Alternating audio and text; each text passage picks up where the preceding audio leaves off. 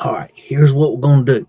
We're going to convince these folks, these fine folks out there in UZ2 land, that you are a good dog and not a naughty dog, so that the word gets to Santa Claus that you're a good dog, and Santa Claus comes and visits you this year and comes down the chimney and brings you lots of presents for doggy presents. Okay, so that's what the plan is. Can you, if you can handle that, then that's what we'll do. I don't know if you can handle it, but if you can handle it, then that's what we're gonna do. Can you handle that? Okay, you can handle. Okay, all right. You ready to go live? Okay, here we go. Ready to go? Ready to go. Okay. Welcome to Money and Beags, episode 22. Muddin is ready to go, and he is a good boy. I swear. I have been told by many sources that he is a good boy, and that Santa Claus should be told that he's a good boy and not a naughty boy, even though it's been questionable whether he is a good boy or a naughty boy. At times, it's not true that he's a naughty boy. Anyways, he is a very good boy, and that's facts. So, anyways, I hope you all doing well. And Budden's about he's done had his patrol. He's probably gonna head off and go have a snack and go and do a little napping while we do some business. All right, buddy. You want two for one? For you want a road biscuit? Okay. Hope you're all doing well. Hello, Miss Hippie. I'm a little discombobbled here. I'm still trying to get my little doodad to function properly here. So give me a minute.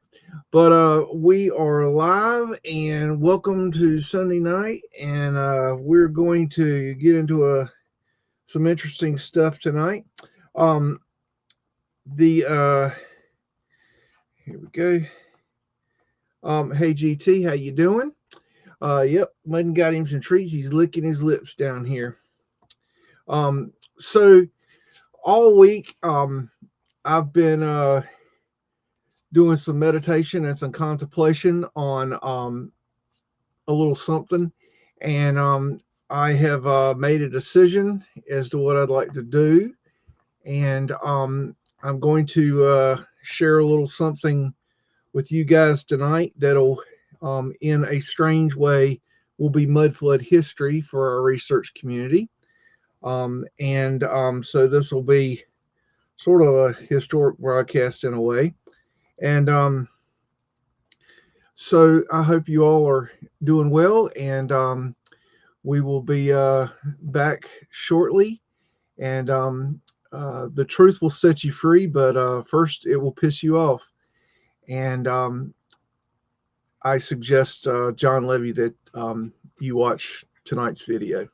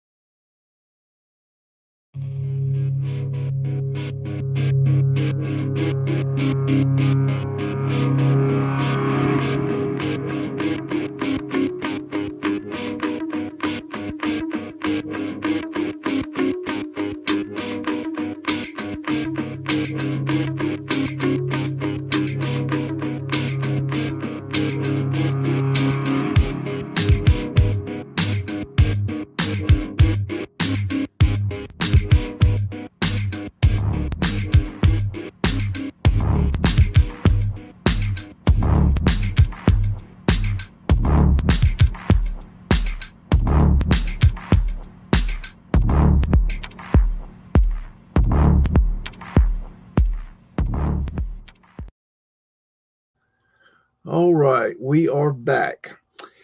Hope everybody's doing okay tonight. And like I said, I'm gonna do a little something here at the beginning that I've been contemplating for a long time, but I've put some serious thought into it this week, and have been meditating on the salt, and I've come to what I believe is the conclusion to this thought. And so the topic right here is going to be about my John Levy interview that I did several years ago. It is my number 3 top video of all time on this channel. It has a little over 8,000 views. And I am one of the very few people that ever has done a live chat, live stream, or a video, whatever you want to call it. It was a Skype call, but it was a recorded video, a conversation with John Levy. I don't know how many conversations are out there, but there's less than 5, I would say. It is a very, very rare thing to actually talk to John Levy.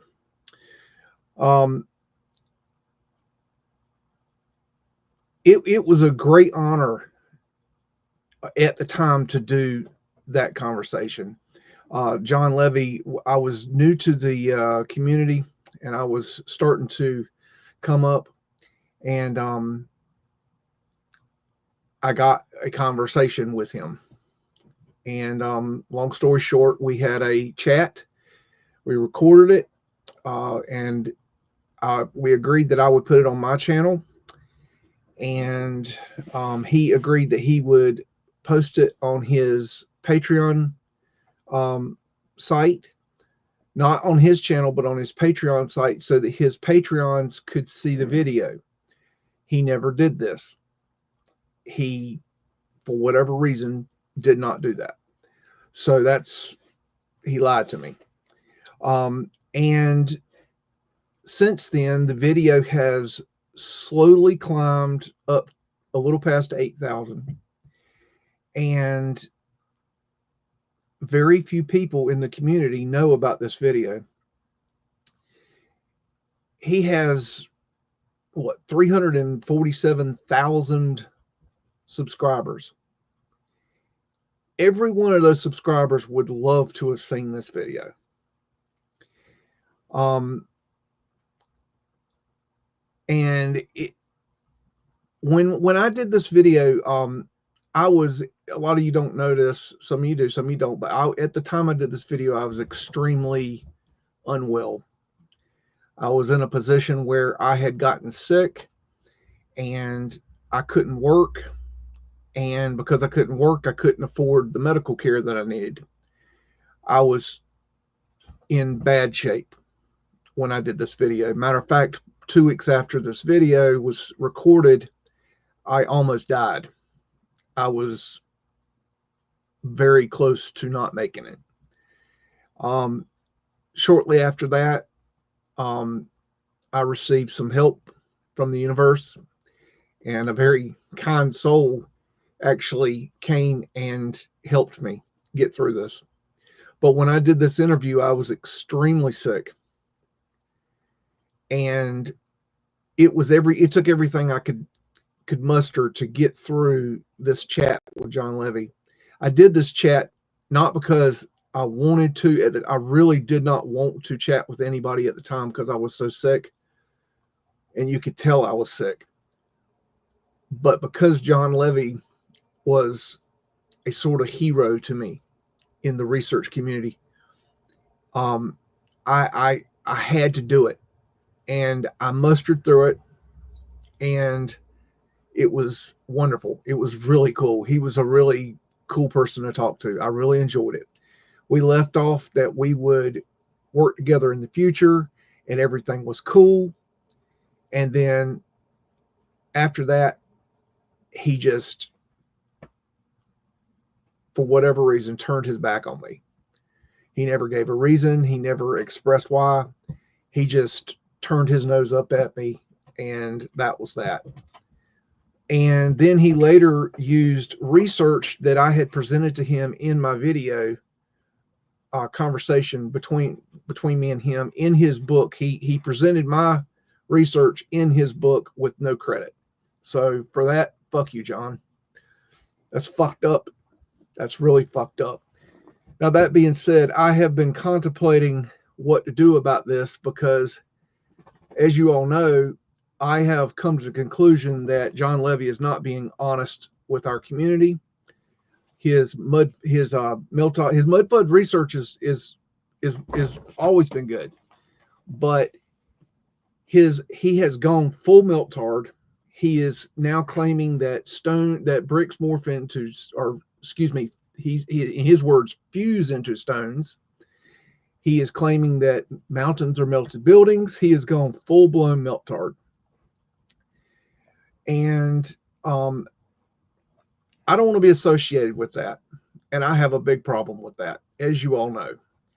I believe that meltology is a possibility, that bricks can melt, that there's a very strong possibility that there are melted buildings in our realm, that they happened during a reset, that there was some sort of heat event, probably plasma, that happened a long time ago. This is my views. But where I have a problem is with all mountains are melted brick buildings. Bricks can morph into whatever the fuck they want, like marble and stone and limestone and granite. Doesn't matter that icebergs are melted buildings, that asphalt's melted buildings, that cinder blocks melted buildings, that cobblestones are melted buildings. I have a big problem with this research because, in my eyes, in my opinion, it is full-blown lies. John Levy is pushing this, and last week he pushed out a video of someone that is pushing this meltology, and I'll be honest with you, he didn't take the time to share our video, which was done together, which is offensive. And then he shares out one of these meltology jackasses. Well, I don't want to be a part of it anymore. So I'm going to share screen with you. Let me see. And let me get my doodad here. Okay. Here we go. Okay. This is my YouTube studio. This is my video for John Levy. You can see it over here, John Levy and Stuffed Beagle. It is 2 hours and 40 minutes long. I gained an entire 119 subscribers from this video. 119. It was published September 15th, 2021, and I've gained 119 subscribers out of his 347,000 subscribers. When I first started on YouTube, Michelle Gibson was kind enough to share my work. Shout out Michelle Gibson. Thank you very much. And she taught me that we all need to help each other, stand on each other's shoulders, and it will help the entire research community. And I have tried to do that with many people to try to help boost them up, to try to help them stand on my shoulders to get the word out of Mudflood. But I do not want to be associated with somebody that is going to push lies to our community. So tonight, live here, I am going to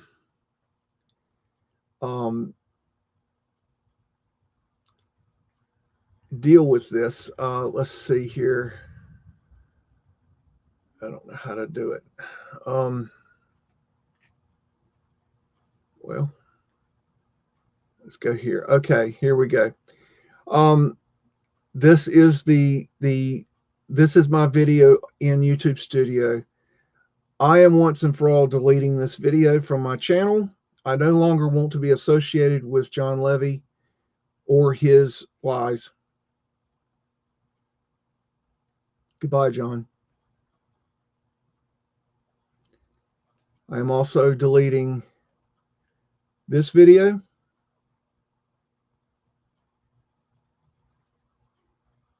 Gone. I'm also deleting this video.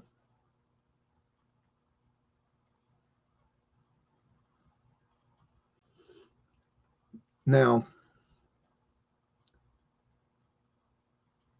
that feels really good. The gloves are coming off. I no longer have to hold my tongue as to what I want to say. I have held my tongue in respect, hoping that John Levy would come to consciousness and realize what he is saying. So from now on, when I see his lies, I will point them out.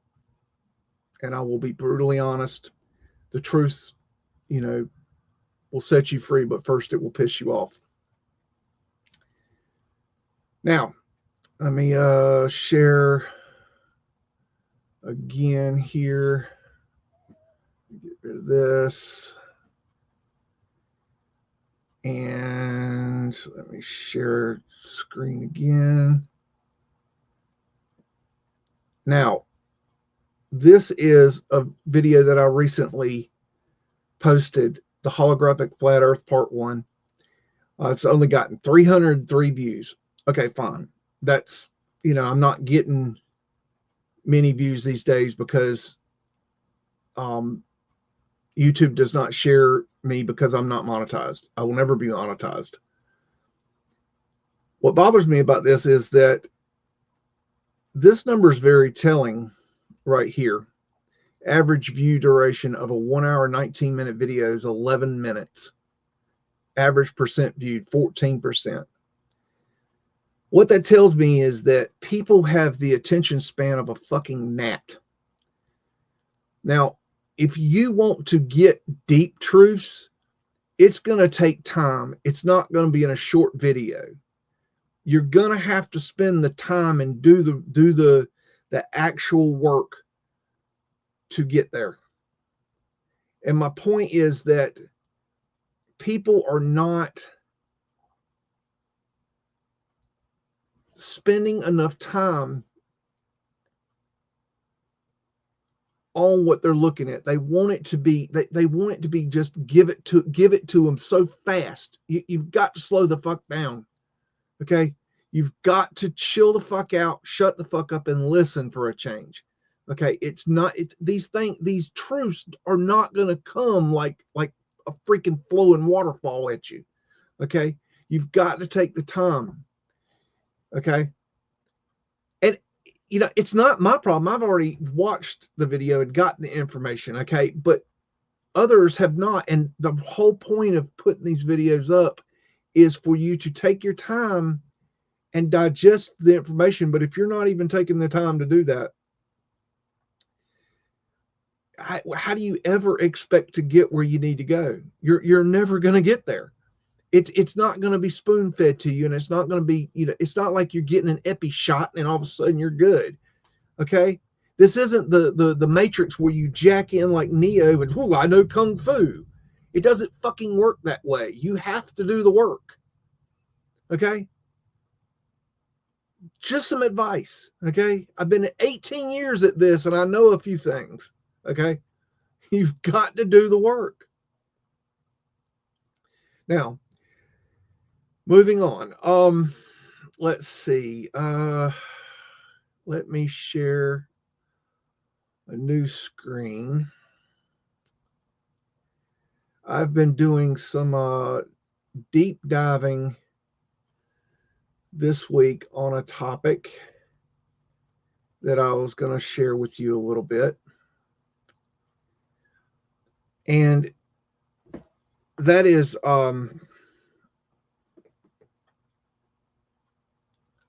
about, hold on a second. Let me see. There we go. Hold on, it's acting weird here. I don't know what StreamYard's doing here. Okay. There we go.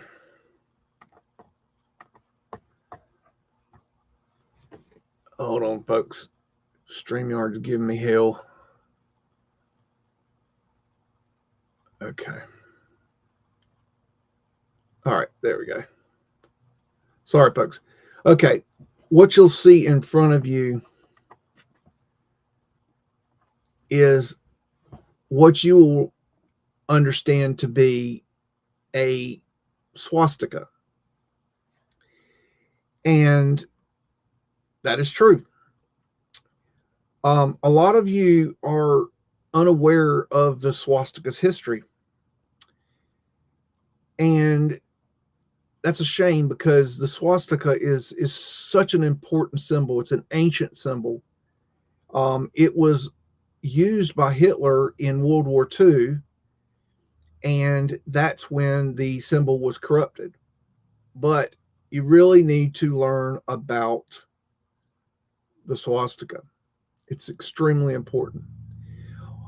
Now, one thing about the swastika that a lot of you don't know is that it has many, there's many esoteric truths about the swastika, but one of them that a lot of you don't realize is that it is a symbol for the sun's magnetics.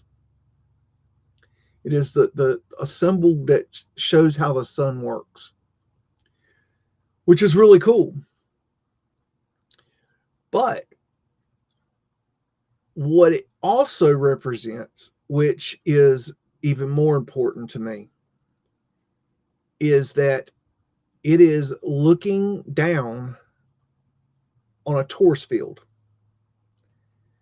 If you were to take a torus field that looks like a donut, and then you would turn the donut to where you're looking down through the hole, the movement of the electromagnetic energy looks like it flows in the pattern of a swastika.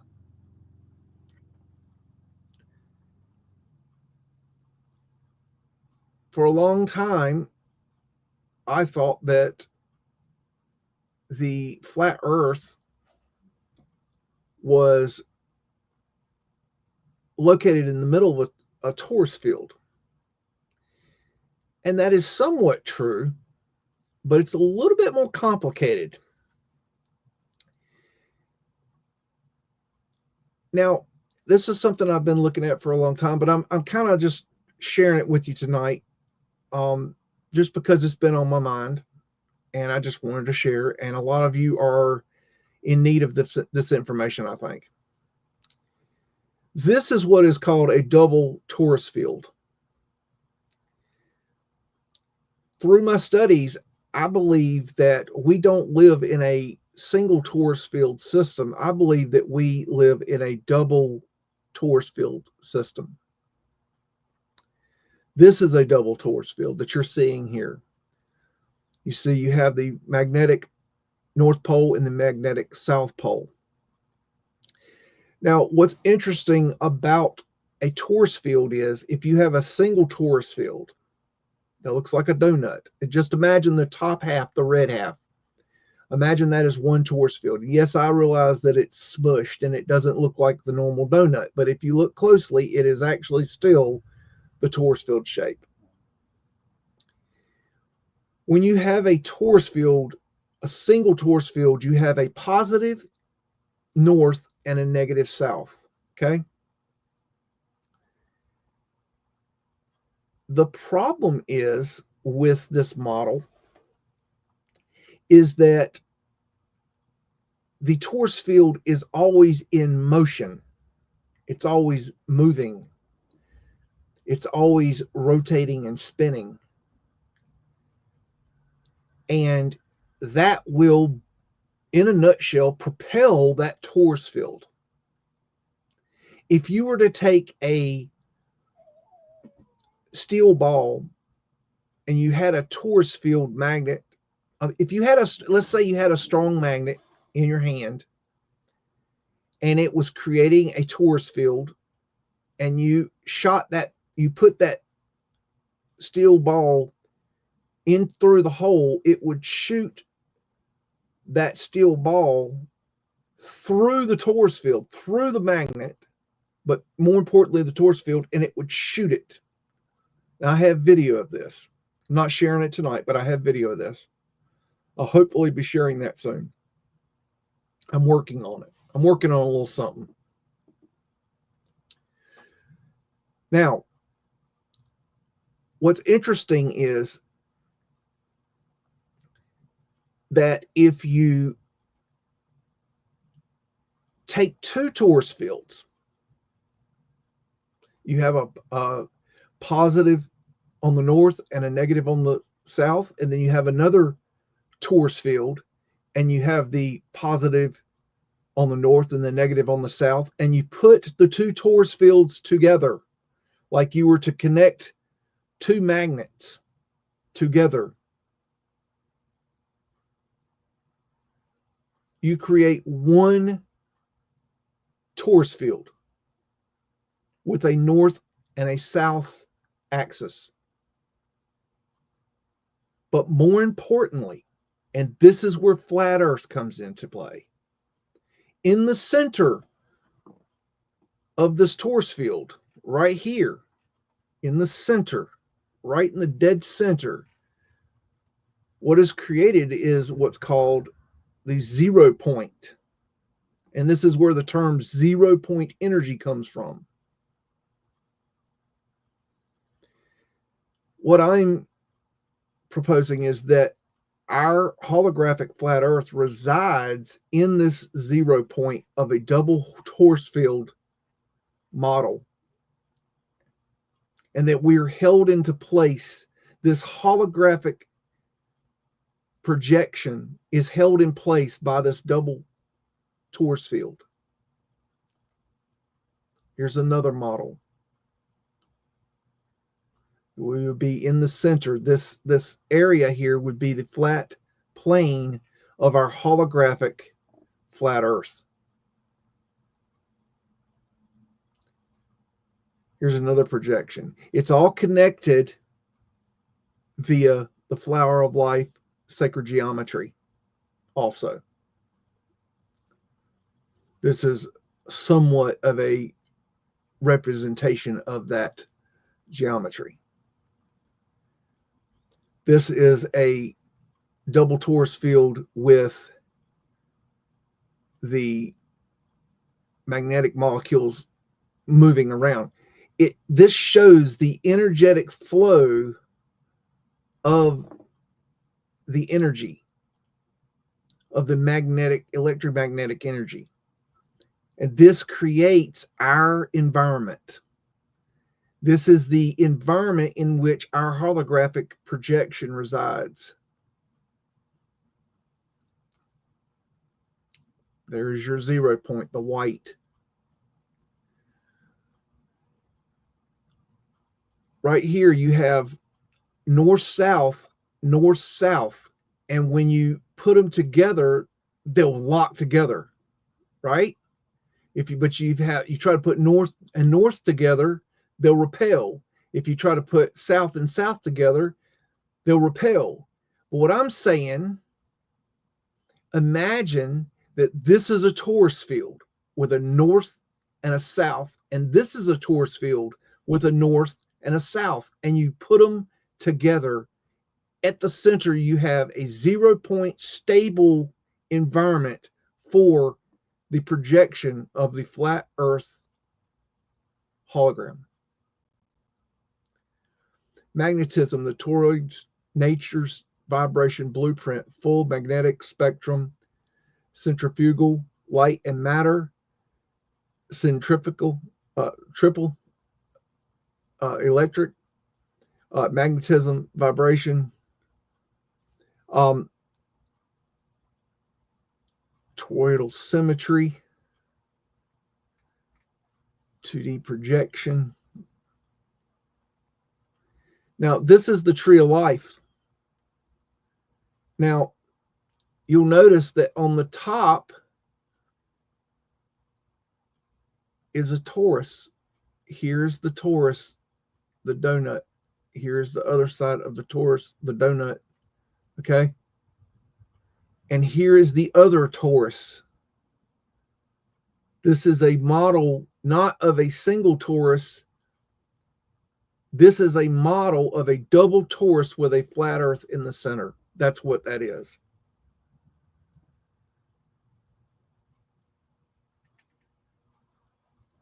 Now,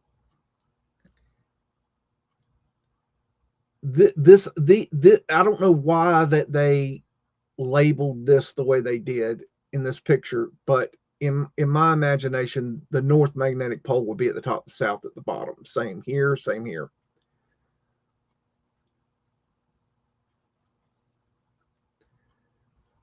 Here's another image, double Taurus. You got your physical Earth plane here, your flat Earth.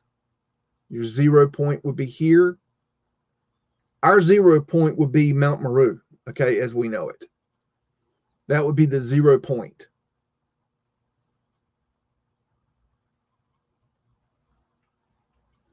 A double torus describes two interconnected donut-shaped energy flows often seen as two tori stacked and rotating oppositely, creating inward creation collapse and outward expansion emergence. Flows at both poles representing a cosmic blueprint for universal energy dynamics seen in everything from galaxies and solar systems to planetary weather and human biofields, symbolizing creation, destruction, balance, and infinite cycles.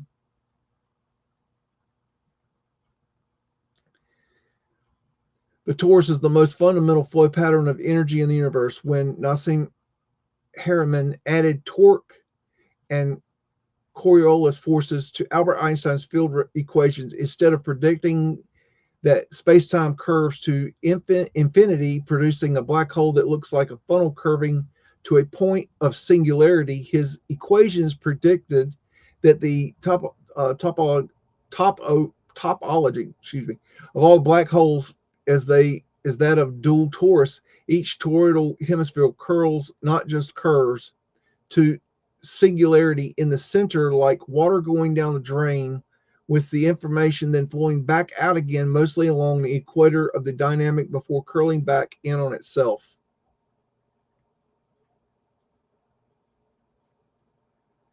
Now, let me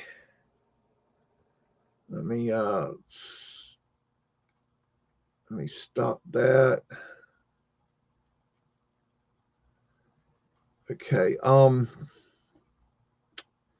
Let me share one more thing here, if I can.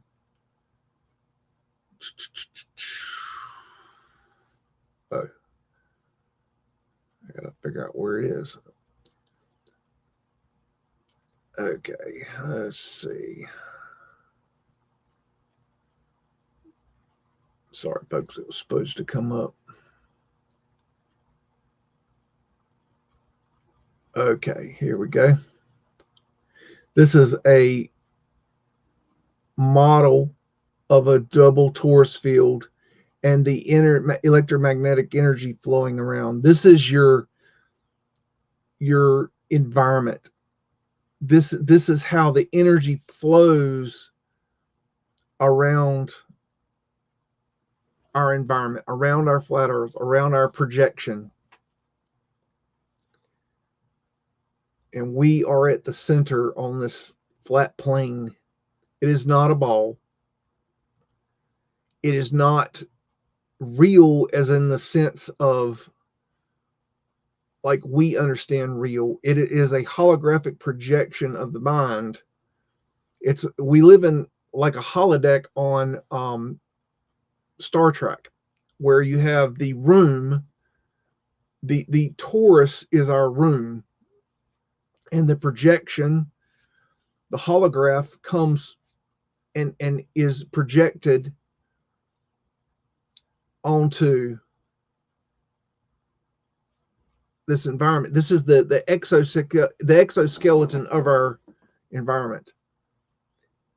And we use our consciousness to create this environment.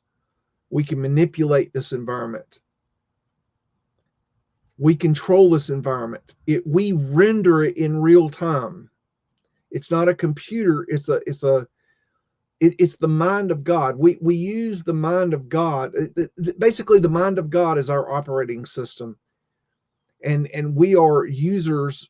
And this is our interface. This is where we live, y'all. This is my opinion, and quite a few other people's opinion. But this is where we're at. And it's actually quite beautiful if you get down to it. Um, I hope that that makes some sense to you all, and I hope to bring more of this forward in the future. Now, that being said, let's say hello to everybody. How you doing, Hippie? How you doing, GT? Welcome, Kathy. How you doing? And 6R, welcome. And sorry about your car wreck. Hello, Machine Head. Get on down through here. And I hope that helped a little bit with your thinking. Now, welcome, Odin's Raven. As again, last week. Let me see here. Let me see if I can add.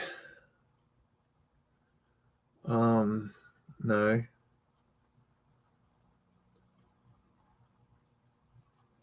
How about this? Let me see if I can do this. All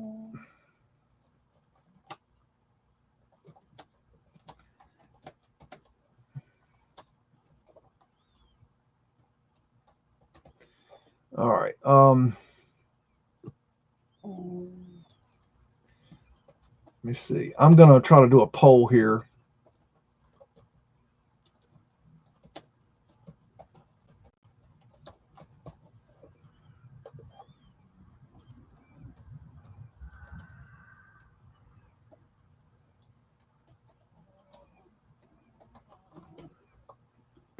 Okay, and maybe one more. I'm adding. Let's see. Okay, I'm gonna start a poll here. Where are we going tonight? Hopefully this works. Do you want to go look at glass plate negatives? Do you want to go look at the in New York City online images? Or do you want to go Google dropping where you give me places that we go and look at? It's up to you guys what you'd like to do. Now, let me see. One more thing I wanted to add. This is something kind of an interesting thought. Let me see.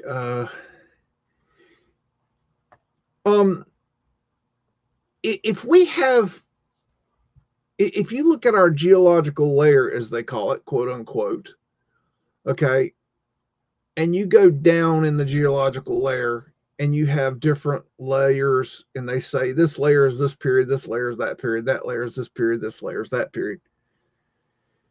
And it makes me wonder, if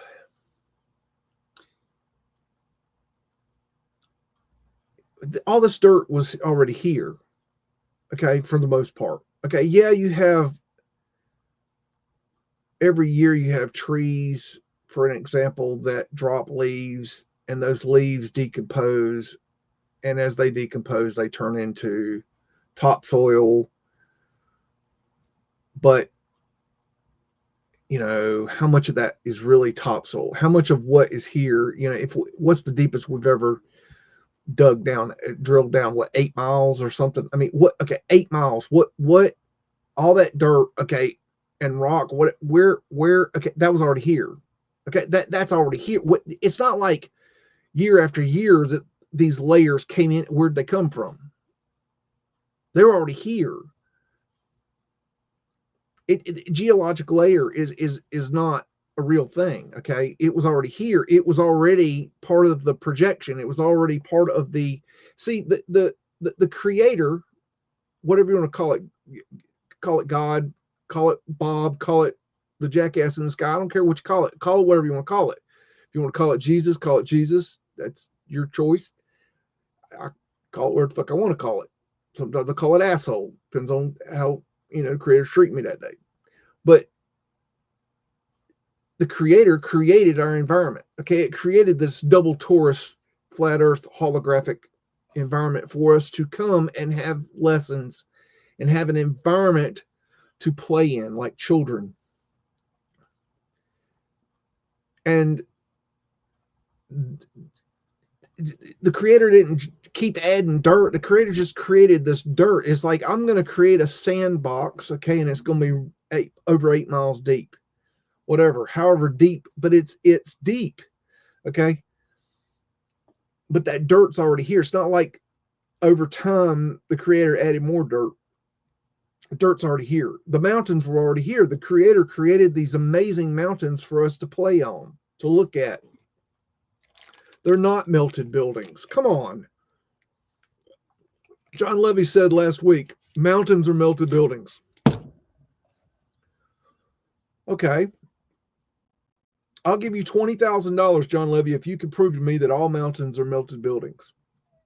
All mountains are melted buildings, because if you're going to go in, go all in. And I'll also give you $20,000 if you can prove to me that a brick can fuse into a stone. Like, I want you to, and I'm not talking about show me a picture or show me a video. No. You don't get off that easy. John Levy, I want you to take a brick, put it in my hand, and turn it into a granite stone or a marble stone or a quartz stone, a stone. I want you to take a brick, turn it into a stone, and then I will give you $20,000. Also, I will debate you live on YouTube about Meltology, if you would like. I've had a long-standing offer to Spartan Red, to Jen Truth Seeker 69, Meltology 101, to Tartarian Meltdown, Jacobin, and to Jerry DeCamp for a live stream debate on my channel.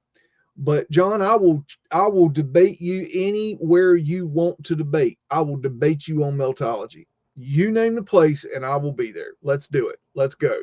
I will debate you on Meltology. It's on like Donkey Kong. And I'm fully putting it in your lap to prove to me what you're saying. You're saying that bricks fuse into stone. Prove it. Prove it. Can mountains, can buildings melt? A brick can melt, a building can melt. I believe there are melted buildings in our realm. I believe that is true. But when you say a brick can change into a stone, that's a lie. You are lying. You're bold-faced lying. You have no proof of that. You are following stupid fucking people on stupid fucking research, and you need to quit smoking weed, put down the dope, pull your head out of your ass, because it's not true. So yeah, gloves are off. I'm not playing with him anymore. I've been too nice, way too nice. I don't need to be nice to him anymore. Okay, so now that being said, before we get to our poll, I wanted to share something else with you that I found interesting.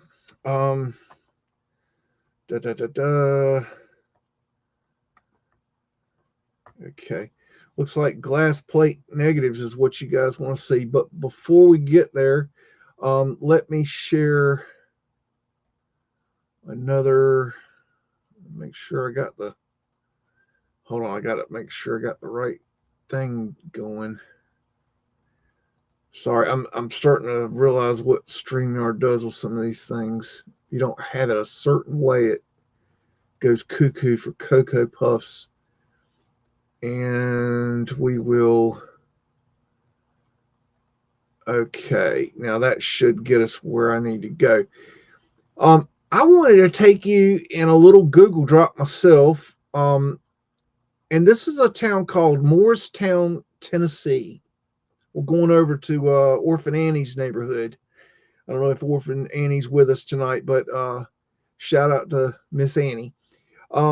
So this little town in Morristown, Tennessee, is a little interesting, and I think you've maybe never seen anything like this before. Let me make sure. Hold on. This stupid thing. I swear StreamYard has gone to absolute crap. There, I know it's showing now. Sorry, folks. I didn't even click on what it was showing, and it just randomly chose that. So, anyways, okay. So this little town, Morristown, Tennessee. Okay. I don't exactly know what it's near. Let me see if I can. Okay, there's Pisgah. Okay, it's near. It's a little north of northeast of Knoxville, Tennessee. But let's get rid of that and let's see here. Okay, now I'm gonna drop into the town here. I think that this town is a little bit. We're gonna drop into Main Street. I don't think you've ever seen anything like this unless you've been to this place, but this is going to be interesting. This little town did a little bit something weird. This little town got the bright idea that they would take their old world buildings on downtown Main Street and they would add a skywalk. And then what they did was they kind of basically turned it into a mall in downtown to where you have one type of store on the bottom and another type of store on the top. And it is definitely old world architecture. And they did this absolutely hideous, I mean, gaudy, terrible, just raunchy skyway here. It is just one of the worst things I've seen a town do. It is bad, as you can see. I think you'll clearly agree with me on this. I mean, I know I may not have the best taste in the world, but I'm pretty sure you're going to agree here. But they covered over their downtown with this skyway, and it is the craziest damn thing you've ever seen. And what's even weirder, there's some parts in here that are just absolutely retarded. And I'm going to look around for them. But look at this architecture. It's actually pretty cool. But I don't know if we saw that too good. Okay, so let's go up here. See if we can see. I bet there's going to be some interesting stuff if we look close. I always look close. There's something going on right there. I don't know if you can see it too good. And there's a grate right there, so that means there's a window underneath there.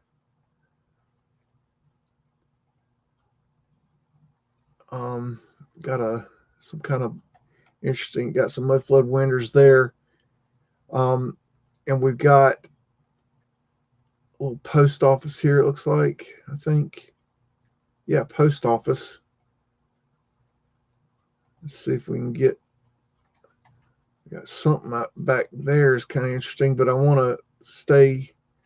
That's some Mudflood windows there. I want to go back down here, and I want to kind of stay on this. I mean, see, look at what they've done here. I mean, this skyway is just totally cracked out. I just incredible that they did this.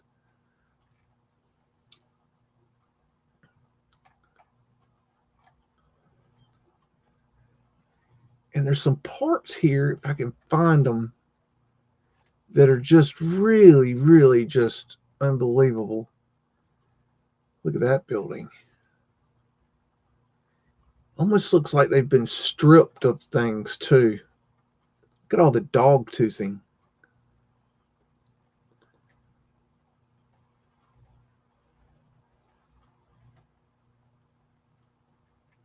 Beautiful brickwork though. I mean, it's simple yet, nice. That's pretty cool. I love the colors of the brick there. You can see that brutalist facading there. I bet there's an old world building underneath that. You just got to get rid of the crappy, new brutalist facading. A lot of the bottom was brutalist facaded. You can tell. Let me get back here and see if there's anything there. Always good to check. I mean, this Skyway is just, it's just, I'm sorry, but it's like, and there, you have to like, you can't just walk down. You got to walk all the way to the end to get up to it. You know, it's not like you have stairs every so often. No. You got to go to the end of the damn, Skyway to get to a drop down. It's just crazy, and it goes up and down. It's insanity. Oh, I don't know if it's gonna let me go that way. I don't see anything there. Got some Mudflood winters there. Got a nice tower back there. Oh yeah. There it is. There's that. Oh, you got to look at this. Okay, now you're walking along here, right? Look, you had to go all the way down here to get up here, right? So you get up here, you're walking. You're getting tired. You get down to the end here, and how do you get down? How do you get down? You can't. Look, there's no way down. There's no stairs. There's no walkway down. Oh, wait a minute. Now you're up here. You're walking on here. You walk all the way out here, and you get to here. How do you get down? You don't. You got to go all the way back. I mean, seriously, whoever designed this was literally smoking like really good crack. I mean, like the shit the White House used to smoke back in the 90s. I mean, the good shit, the kind of shit they'd hang on the Christmas tree, you remember, about all that, right? It was crazy.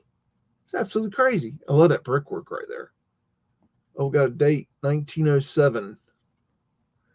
We all know that's horse shit. You can see where they had a basement here. And there's if you look at, we don't have to go too far back. That's what used to be there. Now let's go up this way.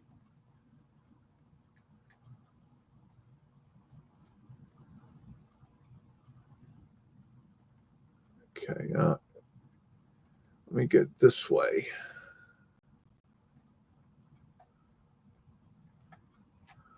Oh yeah, there's what I wanted to show you.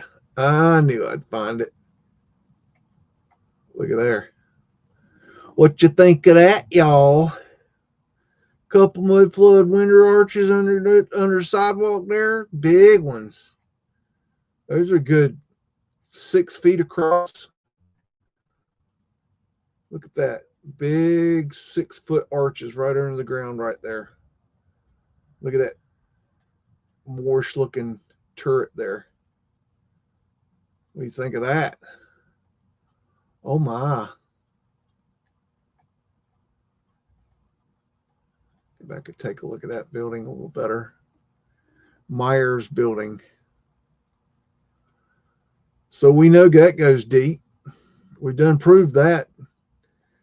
But that is the skywalk. Let's run up here and check out these churches here, see kind of what they got going on there. This building looked a little interesting. So that's about the gist of what I wanted to show you there. I think you get the point. Now let me check and see what our poll is. 55% glass plate negatives. Okay, so we're going to go with glass plate negatives. I think that's the basic dealio, as they say.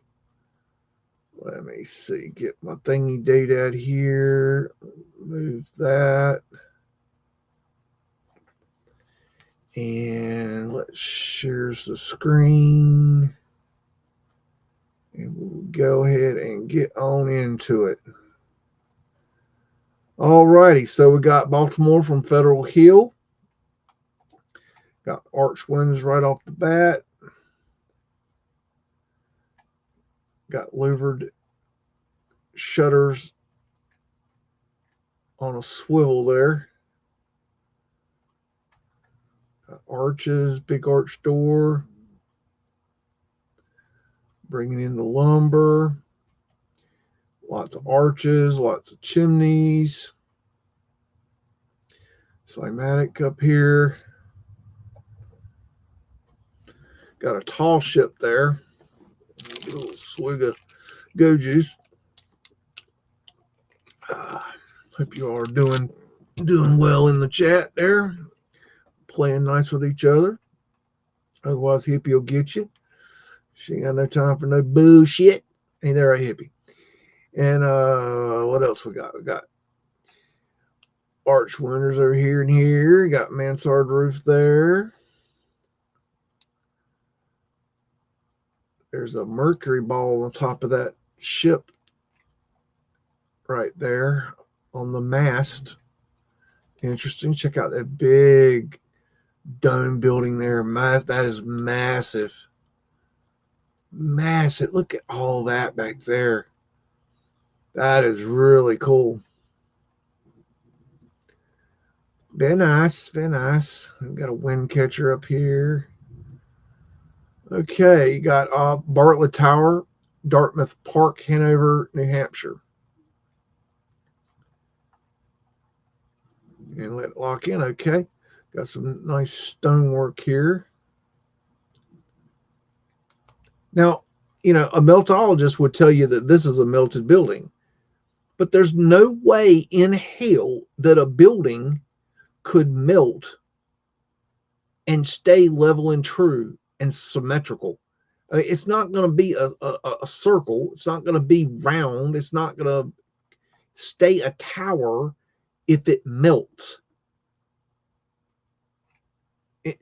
That logic makes no sense at all. None. So when John Levy tells you that this is a melted building, which he will in the future, I'm sure, he's lying. It's not true.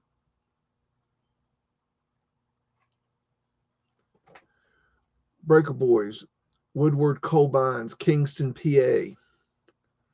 So we've got some orphan trained kids that have gotten jobs. Got their lunch pails. See if they got shoes. Yep, but they're bad looking. I noticed a lot of old pictures. The kids didn't have shoes. Look at that. Imagine, you know, man, oh man, that's just got to be hard on those children. I can't even imagine, no wonder this generation, a lot of them grew up to be, drunks and wife beaters. They were abused to hell. They lived such hard lives that they didn't know anything, other than being, abusive. They'd been abused so much. You could see the pain in their eyes.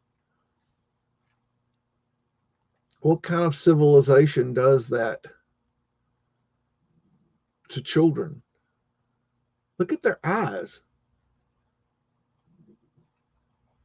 Have you ever seen your children's eyes look like that? No. Bull Street, Savannah, Georgia. Got Mudflood winters down here. Oh, sorry, it wasn't locked in. Got a gate here protecting the Mudflood windows. That's Mudflood security. Got a tourist field here. That's their antenna going up here with a flag on it. Got a trunking tower for your communications for your telegraph. These all pictures taken between 1890 and 1910. Oh, here's another trunking tower. You can see how the lines would come off of this device and be trunked out. There's another one. Good grief. That's I have seen maybe 2 trunking towers in a picture before, but they were spread out. I've never seen 3 within a very short period place. That's a lot. That's odd. I don't know. Glass insulators.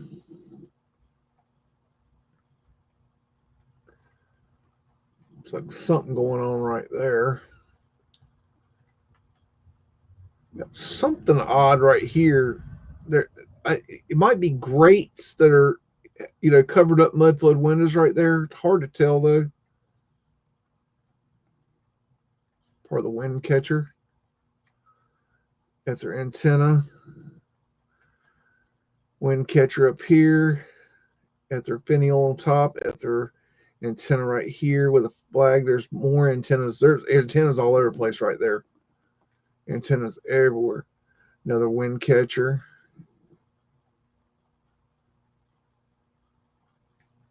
Now imagine that this device here, and that's what this is. This is a technology, okay? This what we call an obelisk or a monument. Imagine this device here is bringing up etheric energy, okay? And it's transmitting it out like a torus. So imagine a big ass torus field. This thing is creating a torus field around it. So it's providing energy to this area, and then these antennas could pick up off that energy and then pull it down into the building for use. Another wind catcher. More antennas everywhere. Big spires in the back. Yeah, that cross was original. Yeah, definitely. Can you imagine that cross was does that cross look original? No, it doesn't look original. What is original about that cross? That is like a stuck on, like it's like putting lipstick on something. It's like, here, let's doll it up. Well, let's put a cross on it. Oh yeah, now it's a church. It's got torch fields on it, but it's a church. Why not? Fuck it. Castle Rest, Thousand Islands.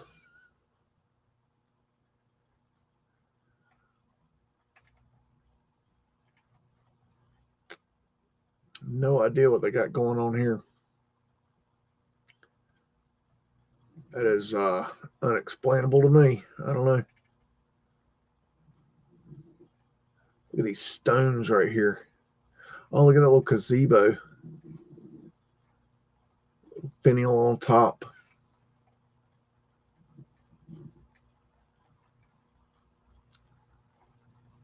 Oh, I love the stonework.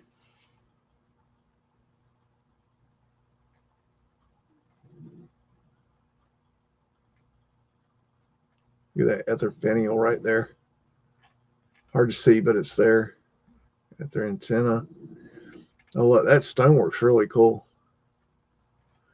Got a beagle snoring in my lap. Look at that chimney, stone chimney. And no, that is not melted brick. That is just stones.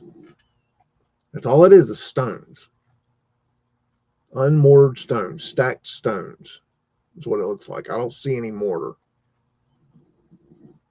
This would have mortar in it. And that's another thing, is like, why would you think if the brick is melting that the mortar doesn't fall out? You're saying that this mortar, which is not nearly as strong as the brick, would not fall out if the brick started vitrifying and changing into something else. Come on, y'all. You got to start thinking. City Square, Cleveland.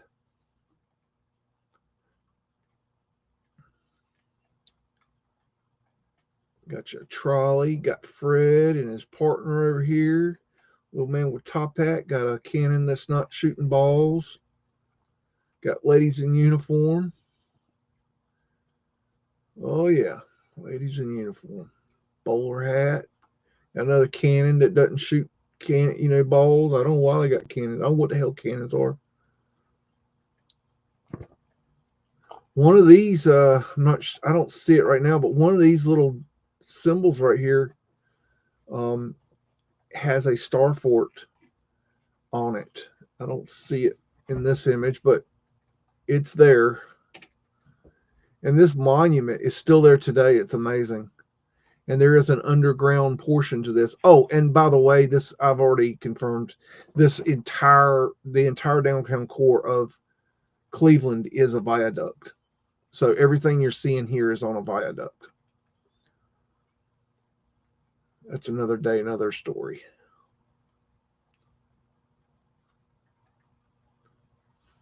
And a weird anomaly there. I don't know what that is. Boater hat. Got these amazing, interesting symbols right here, all the way around. I think that's a Star Fort symbol right there.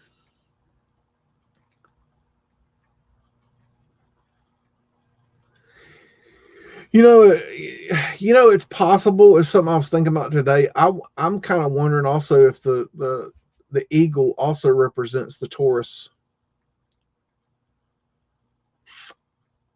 Just a thought. Just me thinking out loud.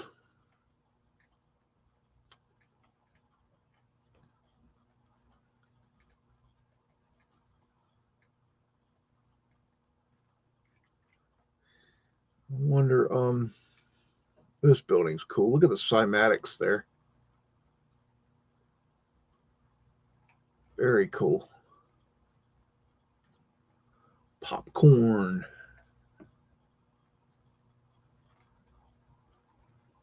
Ooh, an awning. That's a good looking awning. Now imagine that this ether antenna right here is what this is. It's a massive ether. It's creating a massive torus field to produce free energy for use. It's like a big ass Wi-Fi antenna. It's like 5G, back then. You got Fred Booty here. Some good looking awnings. Look at that big arch right there.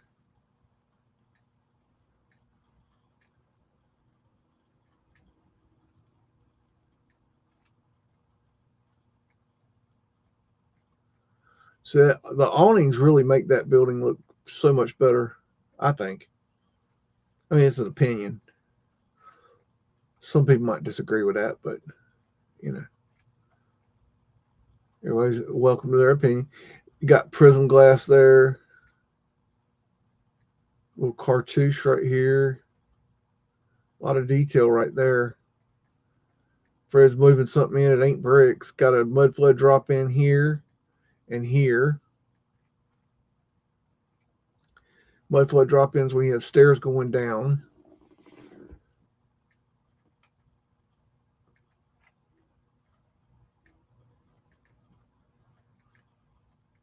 A lot to look at in this picture. Tartarian lions. Hard to see, but that's flat earth asterisks right there.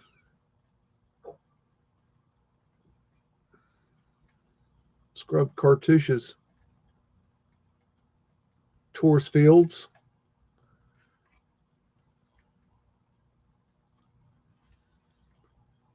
Looks to be like the acanthus. Now, I have a different opinion about this acanthus thing. I'm looking into it, but my starting premise is I know there's a channel out there that is pushing that this is the symbol for the millennial reign and symbol for Jesus and blah, blah, blah. But I do not believe that is what this is representing because, in my opinion, this is a myth. So if you have a myth, then you're not going to represent something that's a myth in this way. But I am working on that. I am not ready to go there, but when I am, I will share. But at this point, yes, the acanthus is being shown many, many times, but I do not believe that it has anything to do with Jesus or millennial reign. I do not believe in that. And I have many years of research behind what I'm saying. But as you know, the old saying, do not cast pearls before swine. And I have learned my lesson long ago that if people are not ready, that either they will A, not listen to you, or B, it will just piss them off and they won't be able to hear you. So I don't go there. If you want to go there yourself, go there, but I'm not going with you. I've already been there. This is the Korean Gallery of Arts, Washington, D.C. Got a little gas lamp here. Got some Mudflood windows down there. Got some detail on that iron railing. Got an interesting little contraption there. I'm not sure what's going on. Got Tartarian lion there. That's lion booty, and that's Tartarian. You know, that's the front of the Tartarian. Tartarian lion.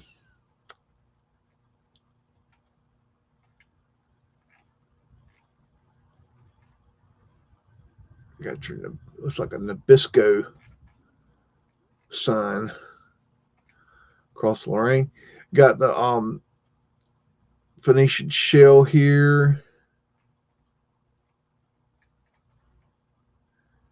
Got an unscrubbed cartouche with a C on it. I believe English was the language that was used in America. I believe that's why it is on the buildings. I believe it is an old language. I got a flat earth asterisk here. I believe this is one of the symbols that represents the flat earth and the torus field around it. And I do believe this does represent a double torus field, but I used to think it was a single torus field, but now I believe it is the double torus field. It's just a representation of it. That's just an opinion. Opinions like assholes. Got the Phoenician lady here, another torus field here, Phoenician shells. Looks like torus fields there. Everything's torus fields. You have a torus field around you right now. Okay. That's why, you can feel when somebody comes into a room at their finial. And got another flat earth asterisk right here in the glass. Another ether finial, ether fencing cresting.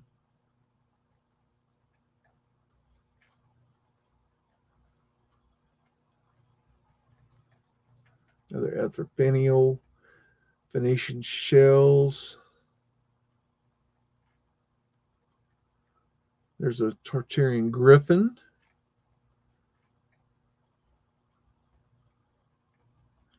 Tartarian griffin.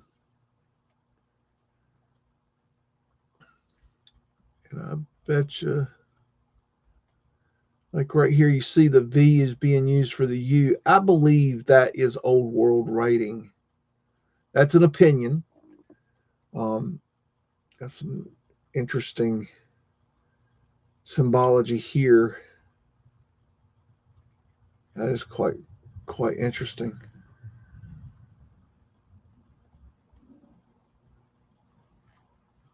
But I believe that when you see a V for a U, I believe that is old world writing. Just an opinion. And this is just my opinion, y'all. I mean, y'all have your own opinions, and that's fine. I just give you my opinion, and you're welcome to share your opinion. And maybe your opinion is better than my opinion. And if it is, then I'll look into it. Truth rises. It will always rise, no matter how hard you try to keep the beach ball down. It will always, come to the surface and rise, and that's just the way it works. This is down the St. Mary's River. Salutes State Marie, Michigan. Okay. I guess this is the Angeline Fairport. boat ship. Got the steering wheel back here, so you drive this sucker down the road.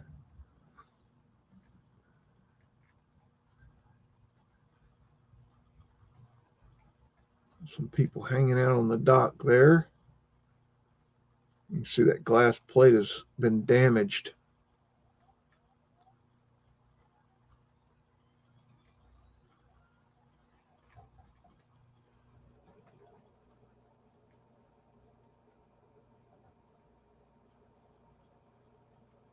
Do, do, do.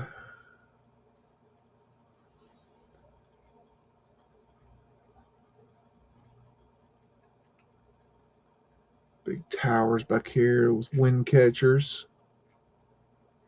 Okie dokie. Got Duluth, Minnesota. Minnesota. I met this girl at a church youth retreat one time, and her name was Corinne. Beautiful girl. And we pen palled back and forth for a while until, I got a girlfriend that, was not too keen on me having a beautiful blonde pen pal girl, friend. So anyways, one time she sent me a package that had some Minnesota things. She was from Minnesota. She had green eyes, blonde hair. Wow. And she sent me this little pin. It said oofta. I wrote back, what is oofta? I always thought that was funny. Oofta.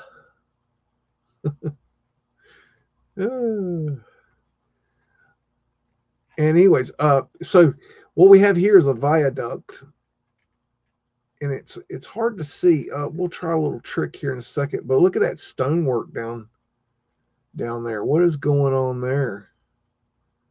Very interesting. We'll look at that here in just a second, just to see what else we can see. But this is up on a viaduct. You see stairs going down.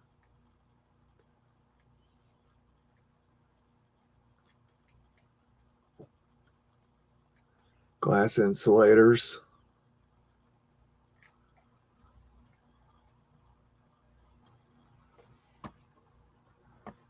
Let's see. Hold on a second here. Okay. Here we go. And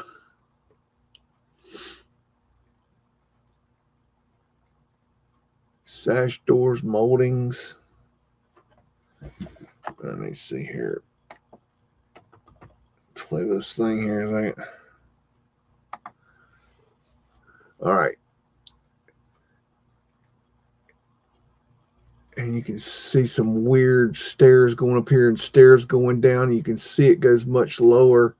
You got Mudflood drop-in door. Look at that, how it's the door is below ground level right there. How weird is that? There's another one and another one. All those arched windows.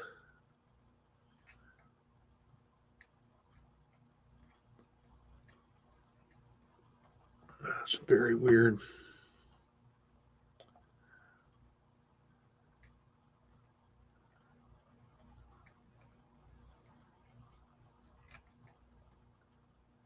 Wind catcher, cymatic window.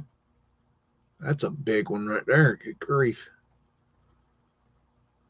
Arch windows. It's like one of my skeletons for the gas right here.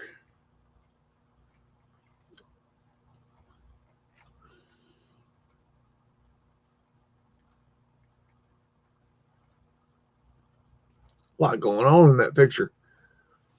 Moorish look. Big arches. Got your Masonic symbols. So that maybe that's the Masonic hall.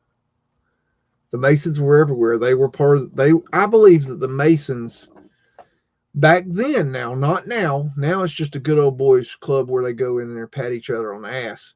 It's a good old boys network club. But back then, and it's also kind of a, fishing hole for, the Illuminati to go in there and find, their buddies, guys that they believe they can manipulate and trust, and or trust to manipulate them. And then, I believe that the Masons and the Odd Fellows and your Shriners, all those groups, all those secret organizations were the ones that covered up and they covered up the history of what happened back then. I think that they are the direct people that were in charge of the operation to cover up the last reset. I believe that is their whole purpose. We know they're not stonemasons. We know they never lifted a stone in their life. I think what they were doing was they were networking together to cover all this up. Grant's Tomb, Riverside Drive, New York. Lock in, got ladies in uniform. I mean, everybody's just decked to the tens. Not even the nines, they're to the tens. I saw this video that just cracked me up. The guy dresses in 19th century garb, with your bowler hat and suit and overcoat and tie and like just, vest and watch chain. And he walks through the mall and he has somebody filming him, taking video of him as he's walking through the wall and taking video of the people's reaction to him walking through the mall. And people were just like the younger generations are looking at him like, what the hell? Like, what is that? Like, they've never seen it before. And the older people, you notice they're like, they get this like look of respect. And like, it's just very interesting to see, somebody, there's your fasciste right here, and your eagle representing the phoenix. And I believe it also, I'm starting to think it also represents a Taurus field. I know that sounds a little bit kooky. That's okay. We can get crazy here. We have many times on this show. That's okay. Let us have peace. Yeah, there's a novel fucking idea. Flat Earth asterisks, in case you need that. I gotta let you know where they are. Taurus fields, Venetian shells. Looks like Tartarian lines there, but I can't really tell.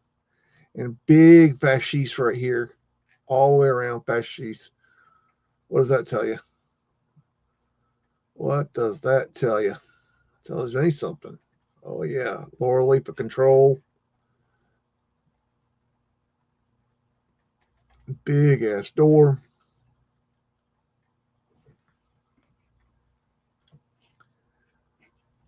Very cool. All right. This is a Great Northern Building and Hotel Chicago. Anybody know where Chicago is? If you've never done it, try to fly into Chicago on a clear night. That's a hell of a sight to see at night. The grid of the city, very cool. Possibly pavement right there, but I can't rightly make it out. Got a mudflood drop in right here. I know it's hard to see, but there's stairs going down right there. Possibly pavement light there and there, but I don't know. Hard to say. There's definitely some hanky-panky going on here. You can see sidewalk, concrete sidewalk, and then wood planks. Got an outcrop door where they are trying to hide the big door. Beer good. Meltology bed. Got something going on right there and there. Got some fruits and veggies. Eat your fruits and veggies, people.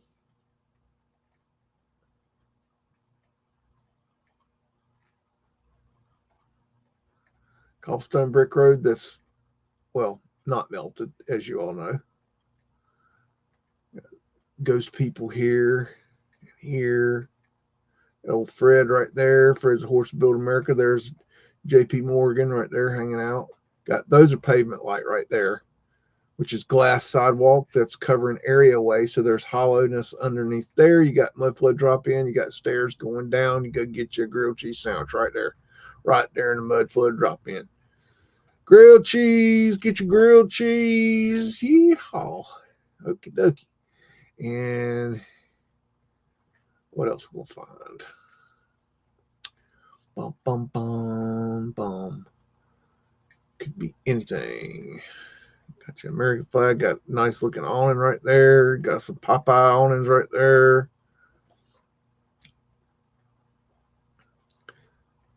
Not the best quality photograph.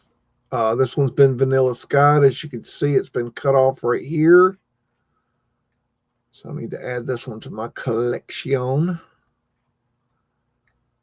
Yep, definitely vanilla skied. Yep. I don't know if I have this. Well, maybe I do. And you can see the different colored skies, or maybe you can or can't, but there's, it's a little bit darker here than it is here. That's because they vanilla skied this side, but not inside here. It was just too much work, so they didn't do that. Let's go on down the building. Look at the vanilla sky, man. It really doesn't like good vanilla sky. And you can see they've cut things out of here and cut the tops off of this building, and Lord knows what they did here. I can't even tell.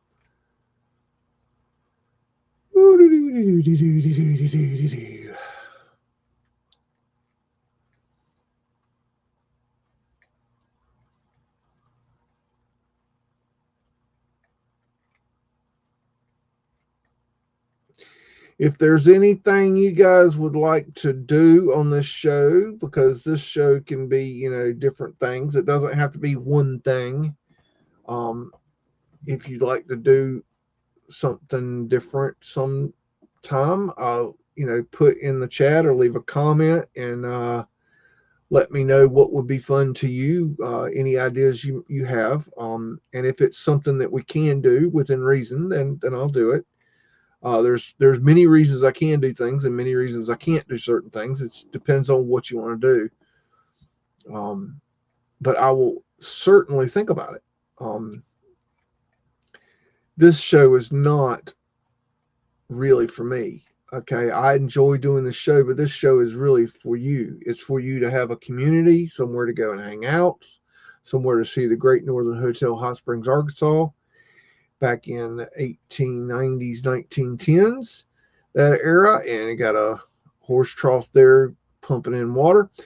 But if there's anything that you'd like to do on the show to look into, let me know, and we will certainly take that into consideration. By we, I mean me and the Beagle. Beagle gets last, say on everything, and Fred gets second say. So we always ask those two clowns what they think. But I'll certainly try Big Arch. I'm always up to looking at things in a different way. I'm learning here too. Whoa, okay, what in the world? So wow, okay, didn't see that one coming. Damn, I don't know if y'all saw that, but that got me. We got a photo manipulation picture here. This is definitely not my collection. I need to make sure I get this in there. There is a man standing right there. Can you see it? His leg, his other leg, his torso, his head. They have manipulated out a person right there. Incredible. You see his boot? Wow. Did not see that. Did not see that. That's how good they are. Now, when I see that, I need to look closer at the rest of the picture, because if they've been active on that, they might have been active on more. So I need to look real close. See if there's anything else that I missed. Diamond symbology. because it is possible. I'm not seeing anything. Look how big those doors are right there. So like I said, this show, I'm right there with you guys. You know, I'm learning as I go. I'm always learning. I don't know it all, and I know I don't know it all, and I'm glad I don't know it all. My gosh, I mean, my head's already split with all this shit. Harbor Springs Point, Harbor Springs, Michigan. My head already aches with all this information that I have.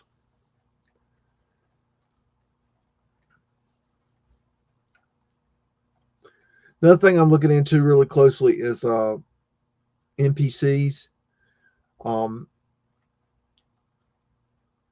I, I think everybody needs to kind of look a little bit deeper at that. Um, and I'm trying to, I'm starting to really, I'm kind of looking at this idea that maybe, we got diamond symbology, maybe the NPCs are a little bit different than I've been looking at them. And kind of that, the idea being, this is Herald Square, New York. That being that, you know, a lot of people say, oh, the NPCs, they're soulless individuals. And I can understand where they're coming from with that. Um, but that's always kind of bothered me because, you know, how can you, it just really bothers me that the creator would allow for a soulless human being to be created. That has always bothered me. Um, Cobblestone brick road that's not melted. There's Pooper Scooper Man. His job was to clean up the poo, all the horses. There's your lion and unicorn. Get your manicure, pedicure, and so it bothered me that, you know, a human could be on this earth, a dragon, and I believe that dinosaurs are just dragon bones um, from the past, and they've just put them together as dinosaurs. I mean, it's just a cover story so they could give us oil, fossil fuels, big ether antenna, and I'm kind of looking at it like in a different way now at the moment. Where look at these big arches, New York Herald, ArcLight, trolleys. Um, I'm looking at like, you know, everyone has a soul. They're doing a lot of work on the road here. Got the L, but you know, when we come into this earth, we are so immediately. Oh, sorry, Pooper Scooper Man back there, arc light, big ass awning. Love a big awning. I mean, that awning really sets that off. Look at these clock and I forget what this one is. I used to know what that was. Don't remember. Maybe it's date. I don't remember. Um, Eagle represent the Phoenix. Got the owl, Tartarian owl, maybe. Um, but what if what we are referring to as NPCs is a human that is born and immediately is disconnected for the most part from source, and they have forgotten so much, and then our parents and our schools and our, you know, civilization and our TVs and everything disconnects us more and more and more through time from source, from our you know, our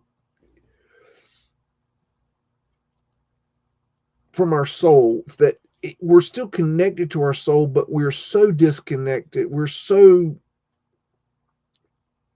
disconnected from it that we're really just running on autopilot, and they program us to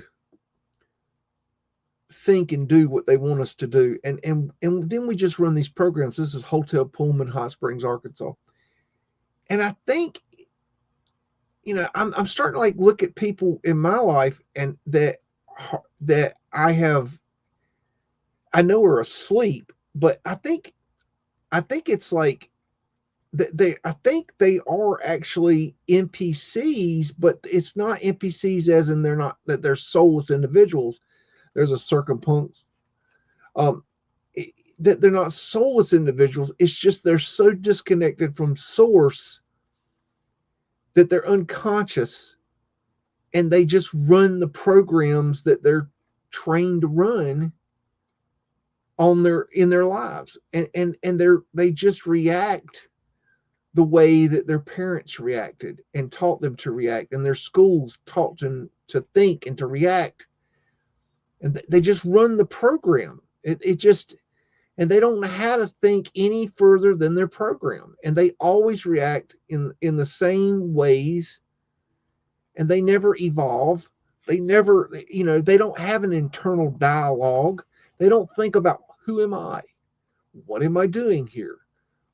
They think about, I'm hungry, or my show is on at 8, or I need to check my social media, or I need to drink, or I need to smoke some weed, or whatever gets their rocks off. They That's all they think about. They get up, they wake up in the morning, they take a shit shower and a shave, they go to work, they get told what to do all day, they make a paycheck, they come home, they eat, they tickle their wife's feet, they watch TV or get on the social media, and then they go to bed, and then they wake up the next day and they do the same shit over again. And it's the same reoccurring. This is the Holbert Gate Waterworks Park, Detroit. It's the same recurring day over and over again. They literally live in Groundhog Day. That's really cool right there. That right there. That, I don't know. I like that. That right. If you cut that out and made that make a cool album cover. Tartarian line. Um, and I'm starting to think that most people, and I used to think it was just a few people. Like, there's a few people specifically that I know that I believe were NPCs that are just completely running the program. That's interesting right there. But I started thinking about it, that it's not just the few, it's the most. That most people are running a program. They're running as NPCs. It's just they've got different levels of programming. Some of them are more, aware than others, but they're all still programming. They're still running the same exact programs. They always react in the same ways. They don't, and then when you're talking to them, it's like you're talking, like, you're not talking to a conscious person. You're talking to a program, and they're programmed to talk about the week's events, and you know they're programmed to talk about the most mundane things, the weather, the most mundane things that could possibly exist. Check this dude out. They have no substance to their thinking porthole. No substance, laurel leaf of control, Taurus field. And they just go to the program. They talk about the same shit. You never get anywhere. It's the same old crap. Every time you talk to them, if you think about it, it's the same damn conversation over and over again. Taurus looks like a tourist to me. Like you got, well, this, if you imagine this as the donut, just an idea. But I'm starting to think that the people we call the sheep, and we were once those sheep, okay?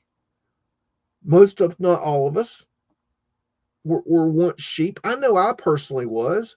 I know before I woke up, I was, I know what it's like to be asleep. I drank and I drugged and I, chased tail and drove fast cars and, I did all the things that boys do.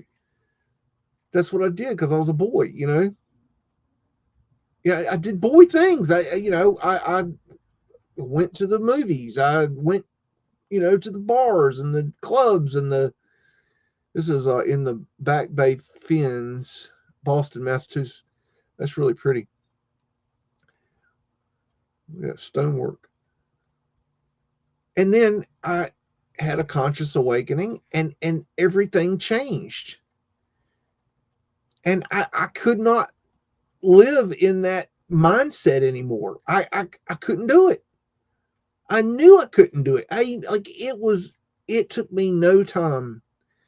It's like John Levy sold his business and moved out to the middle of the desert and built him a little place because he wanted to disconnect from all the sheeple and all the unconsciousness of the world. I get that because I did that. I went and lived in a tent for a year. It was beautiful, wonderful. It was great.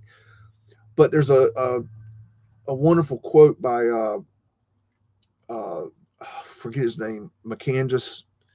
Anyways, the guy that I can't remember his name, Christopher McCandless, I think. Anyways, he's the guy that went out to Alaska and died in the bus, magic bus. And there's a quote of his that says, "Happiness only real when shared." And it's I get John Levy going out to the middle of nowhere and being by himself and all that shit, but he has disconnected his consciousness from humanity, and his only connection is the internet. He doesn't have any friends. He doesn't have any, life. He just sits there in his little shack in the middle of the desert and he doesn't connect with the world. And it's destroying him. That's why he's fallen for the Meltology bullshit. He used to be an amazing researcher. I mean, that's how his channel got so big. Okay. I mean, anybody could do what John does. I could sit here and I could smoke weed and I could philosophize and talk about my dog and my cat and my chickens and, you know, fart out some philosophical crap. Anybody can do that. Any fucking whack job, nut job, dumbass can do that. It's not hard. It's not hard to do what he does. There's no secret science behind it.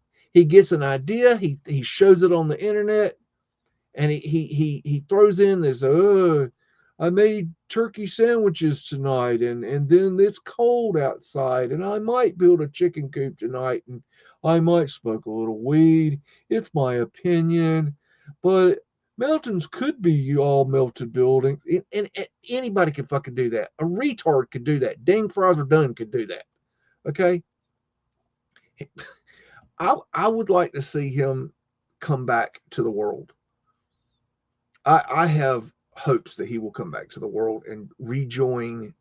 I'm not saying join society and go back into the world, like the world, like where all the craziness and all the sheep are. I'm talking about reconnect with humanity, is what I'm saying, in some way, shape, or form.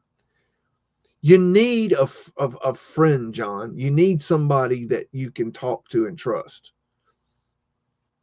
I'm not saying that's me. Don't I mean, you burn that bridge. I'm saying you need to find somebody like that and it'll do you a lot of good. This is a sane asylum in Binghamton, New York.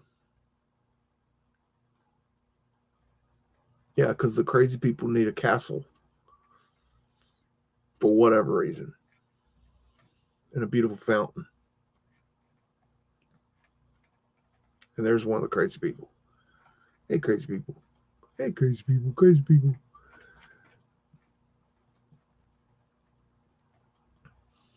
Look at that. An awning shaped in the, Vesica Pisces. That's weird.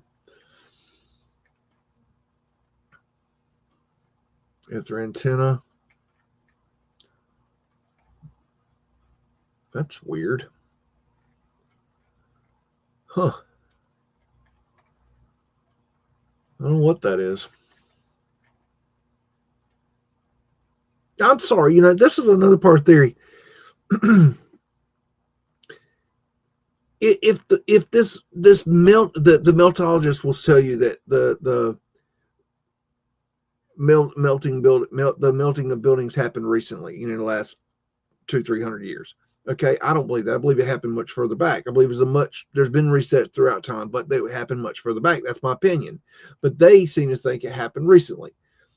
And then they'll like take a building like this and say, oh, well, you got two different camps. Some of them will say, oh, this one just didn't get hit. This one, survivor, it just didn't get hit. Others will say, yeah, this is a melted building. They'll literally look you in the eye and tell you this is a melted building. It's level and true.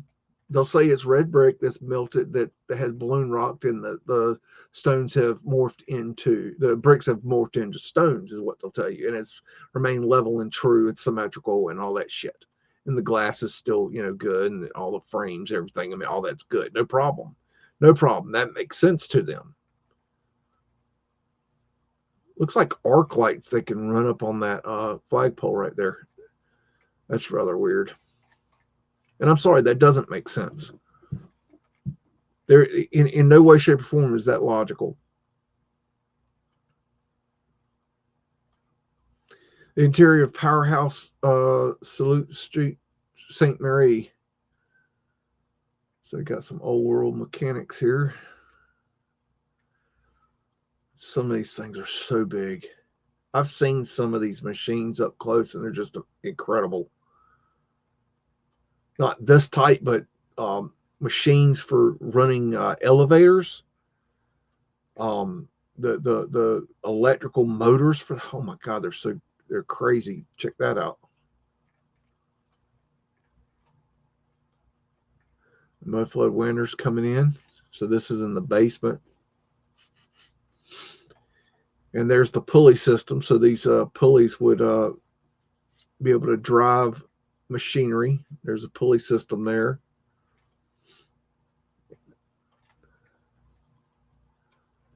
Just the machinery back then was absolutely insane. Just how did they even like possibly move this stuff?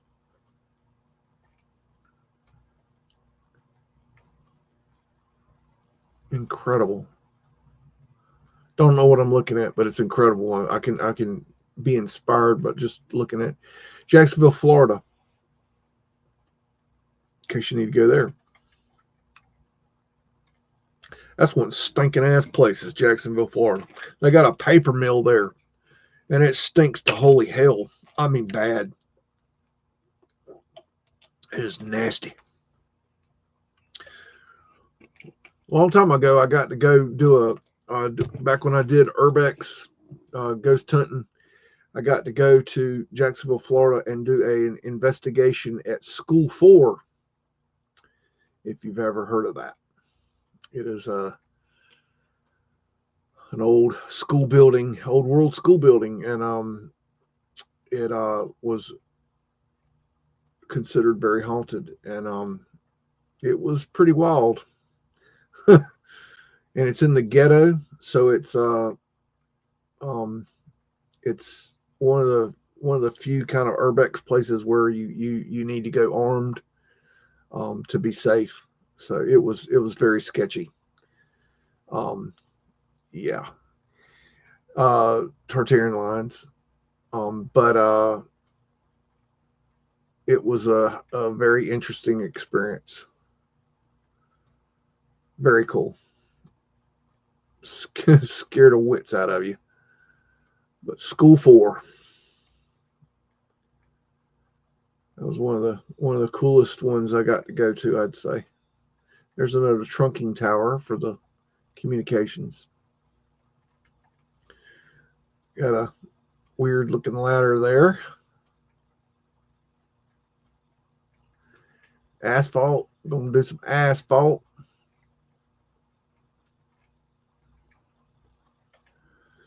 Got something going on piling up over here. Fred lined up here. Look at these arched windows. Very cool. Steamship.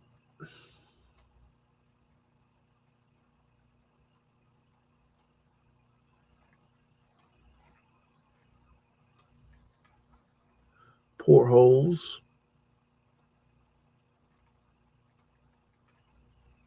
Look at Tartarian lines.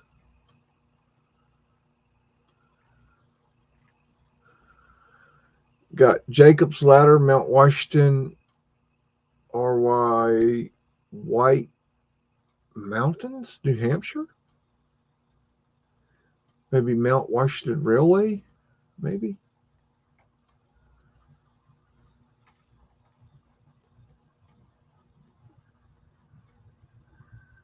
That to me looks like something we built. Very simple construction. We did build a lot of things. I'm, not gonna say we didn't.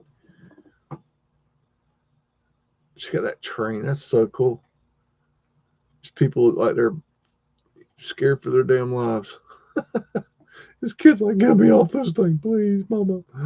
Let me off. I'm gonna die. Help, help, help.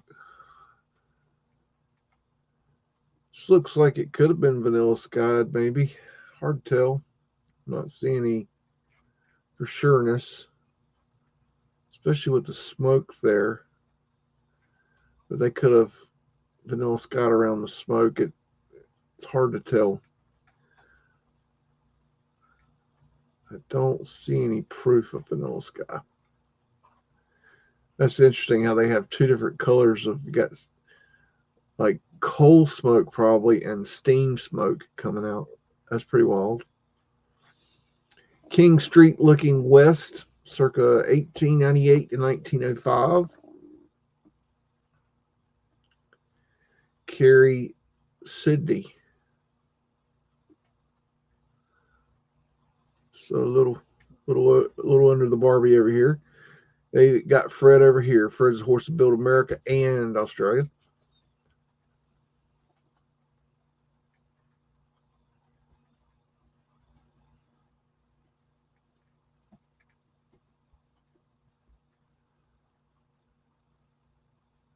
A lot of cracks in the glass, it looks like.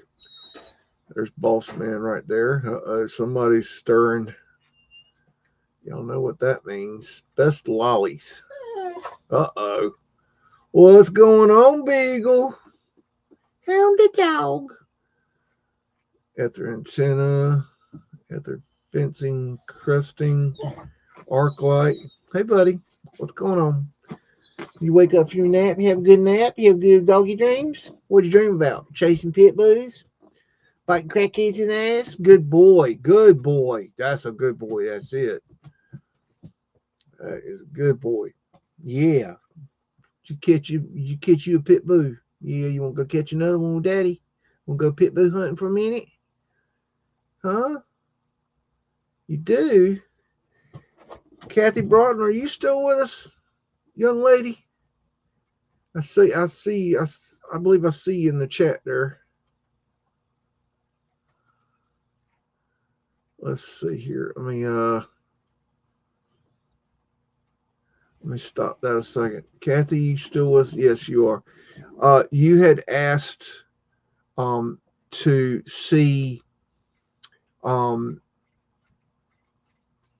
the what the bleep video. let me see if I can find it for you. I believe I have it. I'm gonna go ahead and play the What the Bleep video for you again, since you wanted to see that, and me and Muddin are gonna go take a quick break. So we'll be back shortly.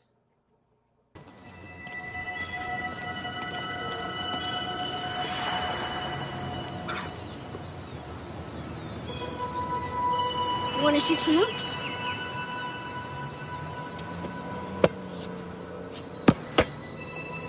No, you don't have to be like that. Come on and play. Look, he likes you. Don't you have time for a little one-on-one?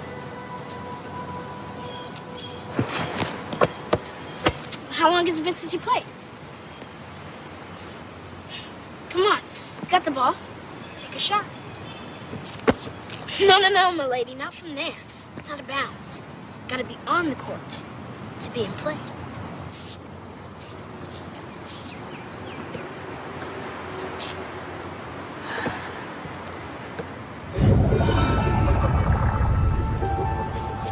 Welcome to Duke Reginald's court of unending possibilities.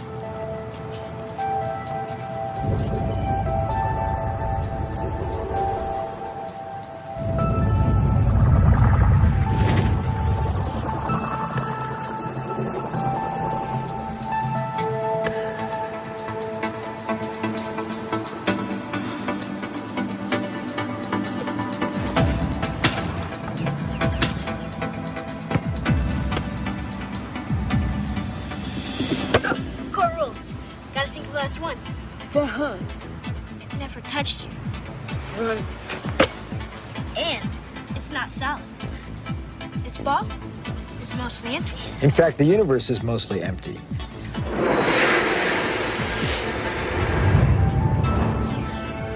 We like to think of space as empty and matter as solid. But in fact, there is essentially nothing to matter whatsoever. It's completely insubstantial. Take a look at an atom. We think of it as a kind of hard ball. Then we say, oh, well, no, not really. It's this little tiny point of really dense matter right at the center, surrounded by a kind of fluffy probability cloud of electrons popping in and out of existence. But then it turns out that that's not even right. Even the nucleus, which we think of as so dense, pops in and out of existence just as readily as the electrons do. The most solid thing you can say about all this insubstantial matter is that it's more like a thought. It's like a concentrated bit of information. What makes up things are not more things, but what makes up things are ideas, concepts, information. And like I said, it never touches.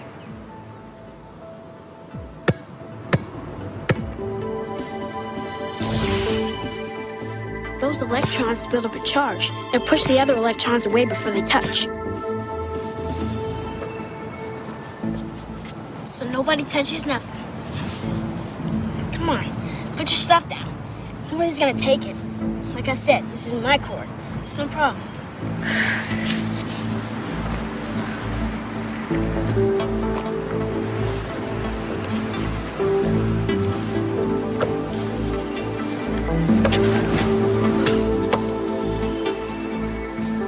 How long has it been? I blink. It's only in conscious experience that it seems that we move forward in time. In quantum theory, you can also go backwards in time. You can always go back in time.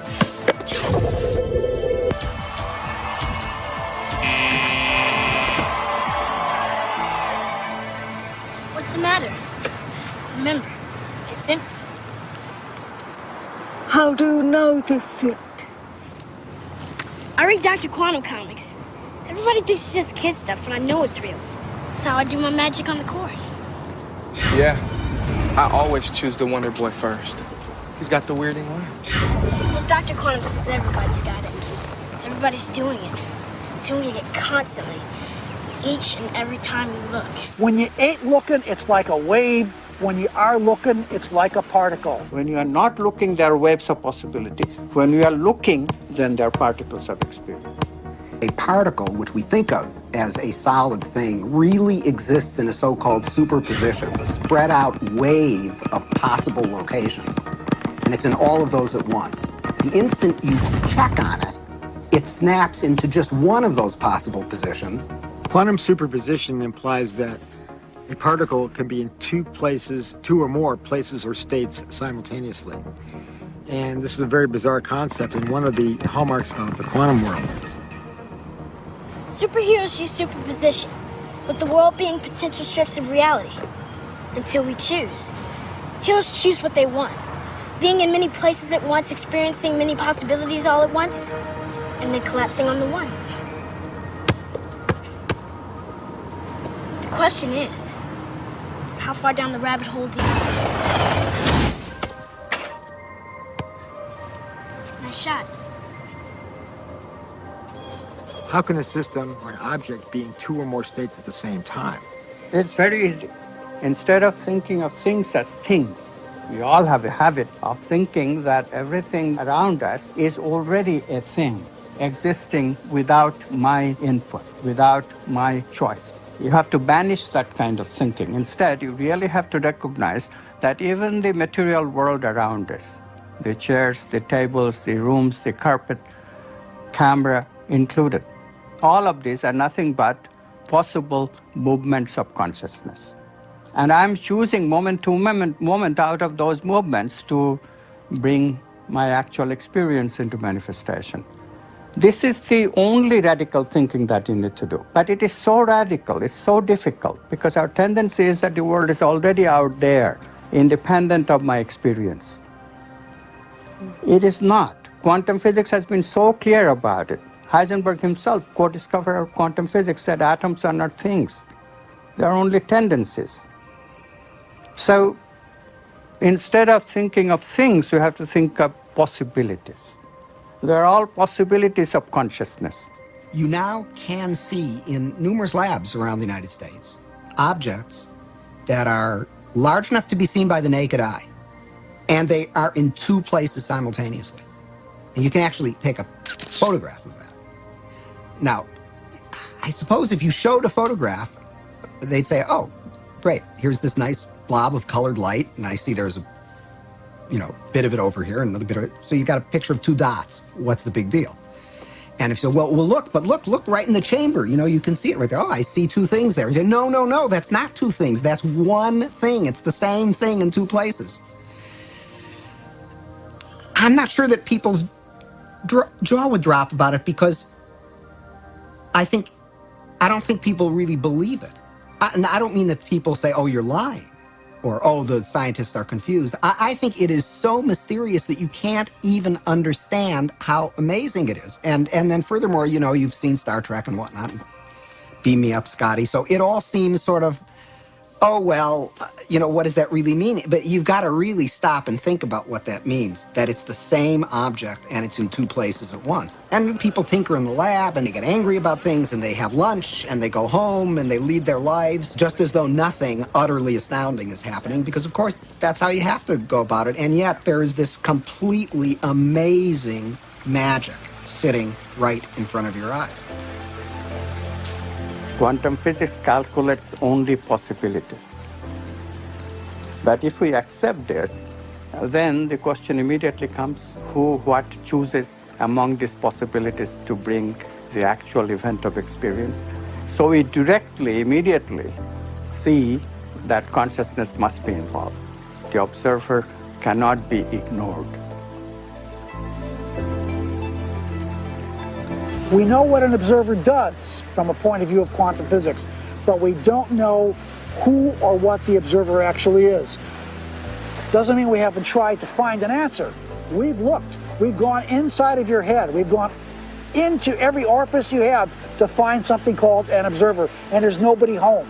There's nobody in the brain. There's nobody in the cortical regions of the brain. There's nobody in the subcortical regions or the limbic regions of the brain. There's nobody there called an observer.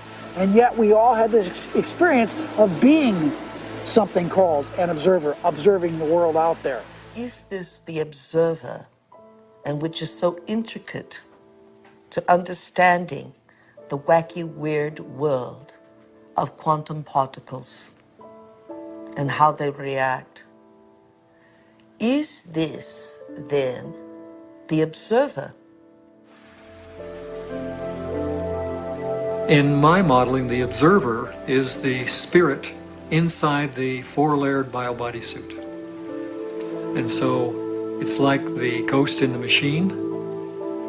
It is the consciousness that's driving the vehicle.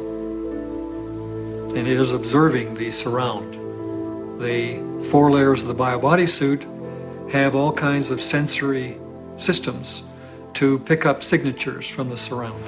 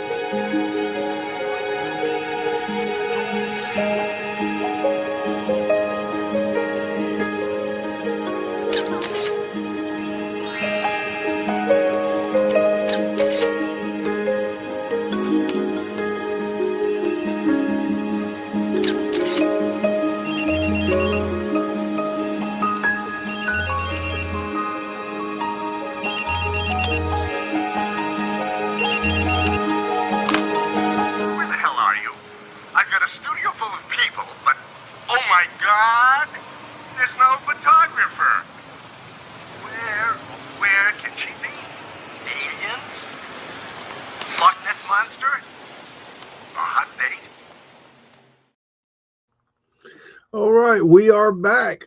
I hope you all enjoyed that. That was for you, Kathy Broughton. And I believe last week, Kathy, I thought you were wanting to look at Lexington, Kentucky, and I think you want to look at Lewisburg or Louisville or something. So I might have misread that. I'm not sure what happened there, but anyways, imagine you're playing a video game, and as you're playing the video game, you can see, let's say you're playing one of those, I don't know what they're called, but Ages of Empires. Okay, you're playing Ages of Empires. If you ever played that, basically you have a big screen, a big board, a big land that you've got to uncover, and as you walk the land, the scenery unfolds. It goes from being, let's say, one color to like all of a sudden there's scenery and things and buildings and people. You can't see it till you get there. And basically, as you get closer, the program renders the next part of the screen. It doesn't need to render it unless you're going to use it. The program, the computer, doesn't need to show you things sometimes. It doesn't need to. Let's say you're playing 007, Nintendo 007, for all you Gen Xers out there, and you're seeing the screen in front of you as you move, right? And as you move in, the screen presents itself, and it looks like it's all there, but it's not. As soon as you look at it, it's you look this way, and there's what you're supposed to see. You look that way, and there's what you're supposed to see. You look down, there's what you're supposed to see. But as soon as you look away, it's not there anymore. The computer's not rendering that anymore. It's only rendering what you're supposed to see. Same with our consciousness. Our consciousness is rendering in real time the holographic universe that we live in, the holographic flat earth plane that we live in. When clouds come over, the holograph is not projecting stars. The stars aren't there. They're not being projected. They're not being rendered. It's easier to render clouds at night that you can't see, through. It just looks like a, fuzzy whiteness, if you can even see that, but you don't see the stars, and you wonder why. It's because they're not being rendered. There's no need to render it. It's a way of the consciousness not having to render all the time. You know, if there's what's the old saying, if a bear shits in the woods, you know, or if a tree falls in the woods, does it make a sound? The answer is no. And also the answer is the tree doesn't fall in the woods. The tree doesn't fall in the woods until you actually go into the woods and render consciously that holographic projection of that tree that's fallen in the woods. It's all a holographic projection. We're all controlling this hologram, all of us. We're all inputting into the holographic projection. We can all change the holographic projection. And then there's things that we're projecting. We all see it differently, but there's also portions of it that we all project together, and we have kind of a unison in what we see.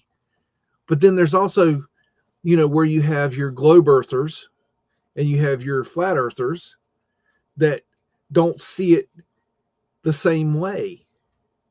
Okay.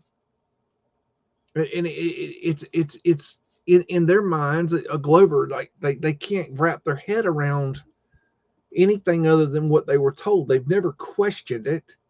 My God, they've never questioned it. Why would they? They've been taught since birth that we live on a big old ball flying around in the middle of the, you know, a vacuum at a million gajillion miles per hour. We're not. And we're not on a flat earth that's flying around there too. Now, one answer I don't have, and maybe you have input on this, is I believe that we live on a flat earth holographic projection. Okay. And we can touch it. It seems real, but when you get down to it, if you get down into that quantum level, into that subatomic level, there's nothing there but energy. It's just different forms of energy doing different things. It's energy doing magic tricks. It's a complete illusion of the mind. What are you doing? Don't be kissing on dogs. You can give me kisses, okay? But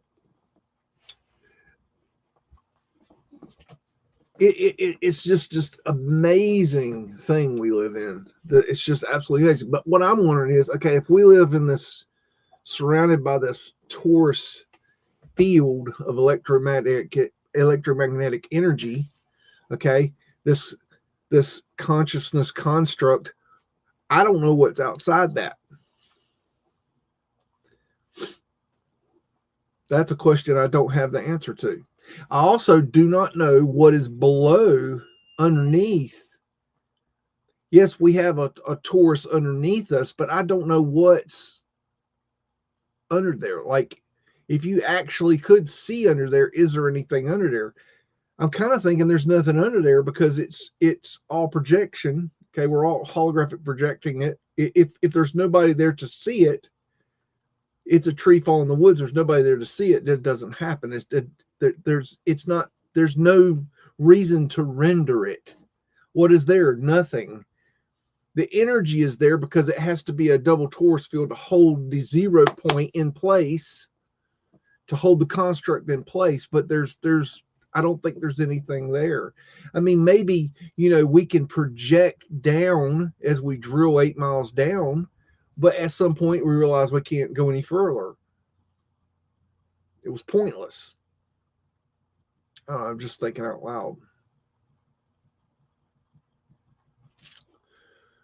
So, anyways, all right, babe, let's get back into it. Just FYI, I thought I'd share. Santa Claus decided to visit me early this year and bring me a spear. Yeah, see, you know, I've got weapons, samurai swords and shotguns and rifles and guns and knives and K-bars and nunchucks and all kinds of crazy shit. But I didn't have a spear. I got me a spear now. So in case of a boar attack, I got you covered. In case of a bear attack, I got you covered. In case of tiger attack, I got you covered. In case of giraffe attack, I got you covered. No problem. I got a spear, a real freaking live daggone Santa Claus brought me a damn spear. I will. I got a spear. What red-blooded American male does not need a spear? It's a spear. I think it's just cool. What, why would you not need a spear? I mean, have you ever seen what a spear can do in case of an emergency, in case you need it? I mean, this is real deal. Fuck around, find out shit right here. I love it. All right, let's do some mudding. Hoorah! Okay. Let's see. As the stage. All right. Let's see. Here we go. Let me get it. Hold on. Let me remove that. Get that going, and we will be back into it. And we're going to go to Lake Montauk House, Lake Montauk, New York. It's like some sort of Pleasure Island business.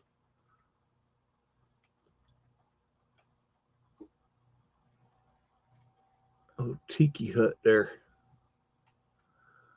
I like that railing. That's kind of cool. It's like a resort area.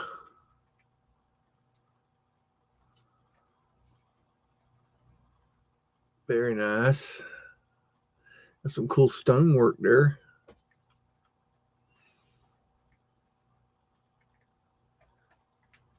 It's like a lightning rod on that finial. Hope y'all are having a good Sunday evening. That's a finial here. And I hope Santa Claus is going to bring y'all lots of toys this Christmas. And because, you know, I imagine all y'all have been good this year. I mean, you're supposed to be good. I don't know if you were. I've definitely been good. Santa Claus brought me a spear. I know I was good. I was definitely good. You don't get a spear from Santa Claus, you're not good. I mean, that's just facts. That's proof positive. What you doing, Sixor? How you doing? Did you enjoy that, Kathy Broughton? Hope you like that video. Played that for you. I figured you wanted to see it again, so I showed it again for you. I had to go find it. I don't know where the hell I had it. This is Luna Park at night, Coney Island, New York. I think I just deleted it. I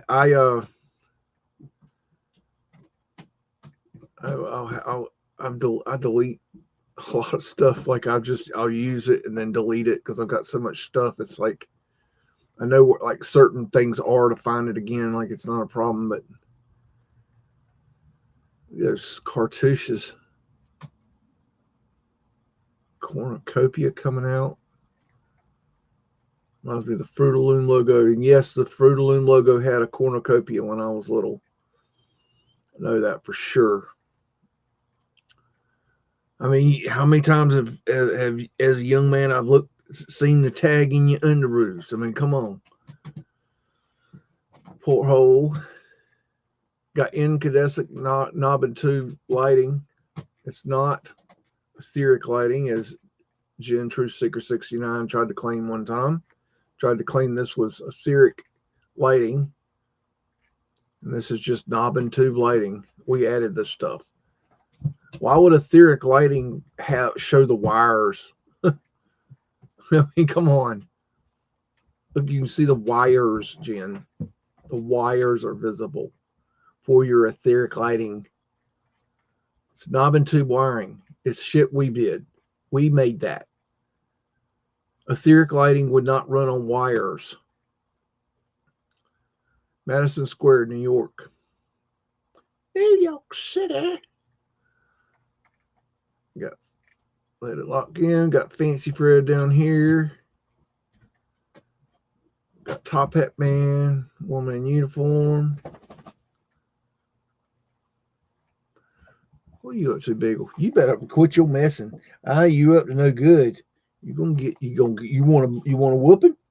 I'll give you a knocking. You want a knocking? Huh? Whack in the head. Yep. Missing me. You better go on. You better go climb a tree. Quit messing with me. You might bite off more than you can chew, son. There's Madison Square Gardens right there at their finials. Big old wind catcher. I can't believe they tore Madison Square Garden down. That is just insanity.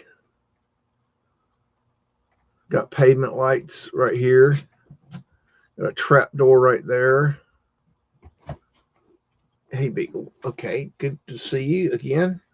I just saw you, but good to see you like 5 seconds later. Okay, got a Mudflood drop in here. Trap door there. That's all pavement light right there. That dark colored stuff. There's coal holes right there. The little round pieces all up there. Coal holes. Got a third rail trolley, which means the electric's coming from underground on the third rail underneath. Sometimes it would run on a cable, like in San Francisco. Other times it ran electric, where a pole dropped down into the ground that grabbed onto the electric, and it ran via that. Got Tartarian lines there. Laurel Leaf of Control, Taurus Fields, right there. Beagle, you need to find a toy and play with it. I'll knock you out. You want me to matrix move on you? Wow! Yeah. Better watch your ass, son. Mm-hmm.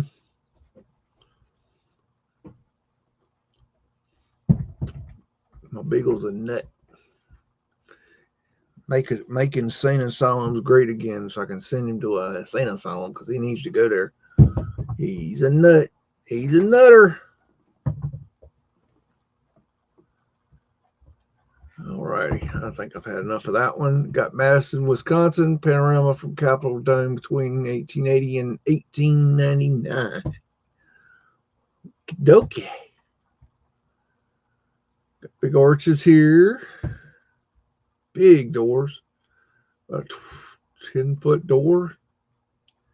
Pretty awnings. Fuller Opera House. Who the hell's watching all this opera? Oh.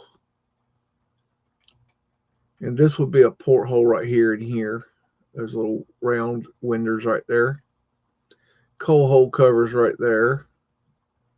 That allowed the coal deliveries to be dropped down in there. Got a Roman numeral clock with 4 eyes as the number Roman numeral 4 for your Mandela affected folks. Beagle, if you don't piss off down somewhere down a road, just right on down the road, you and me gonna go rounds, and one of us is gonna come out. I'll give you a hint who. Portholes here, here, and here.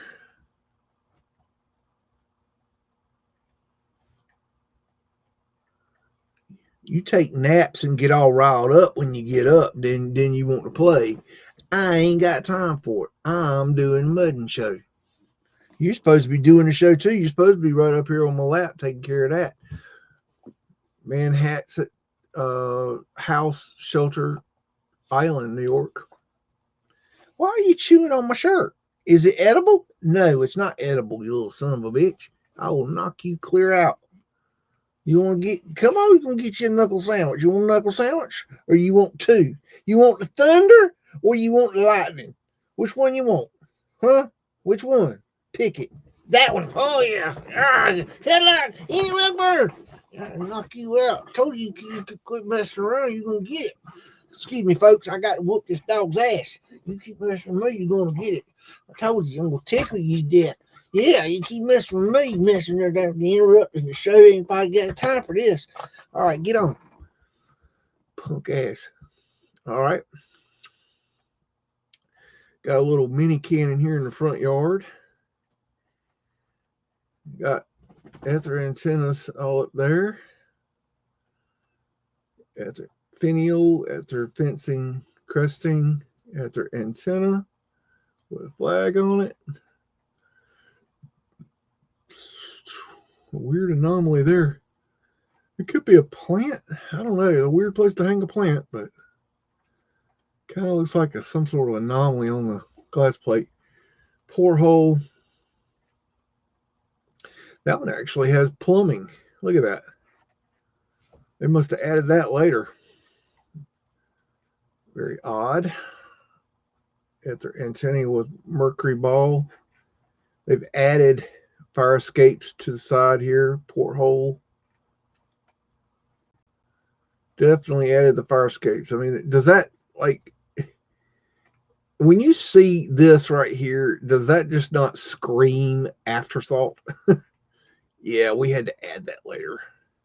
Because we decided to put fires in buildings that weren't really, designed for fires.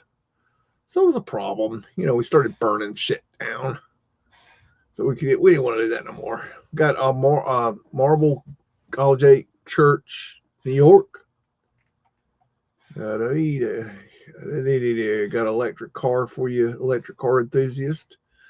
Tesla. You're a little late to the game there, buddy. Old Fred hanging out with his top hat buddy. Ladies in uniform. Arc lights. Etheric lights. Big old steeple. Look at that. Wow. Got their finials, fencing, got their antenna up there. Got the Moorish onion domes looking things going on. Beautiful.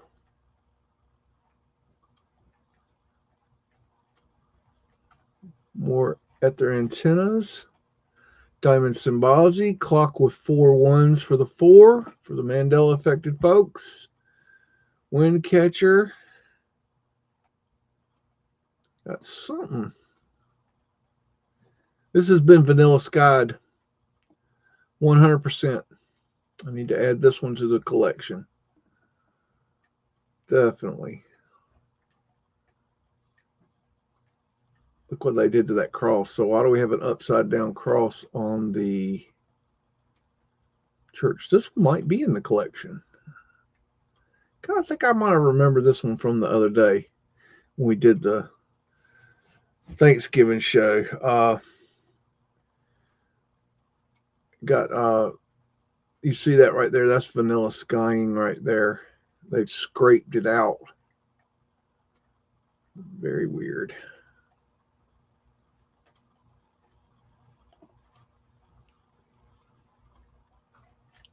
Got ivy all over this church here. Just absolutely covered in ivy. Beautiful wrought iron work there.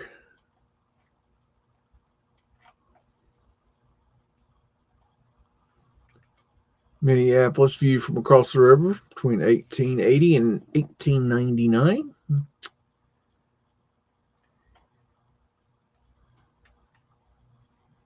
That's pretty cool right there.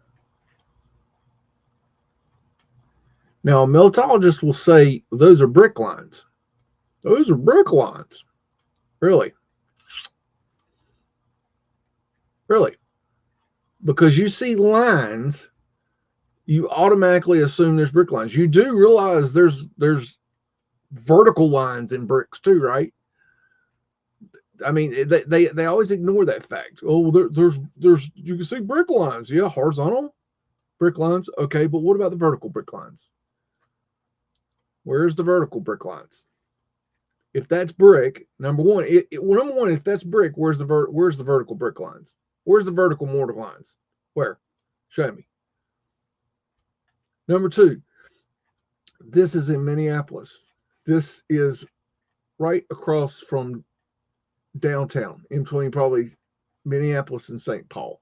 Okay, so why don't you go out there and open this up here and dig down and pull out a damn brick? Why don't you do that?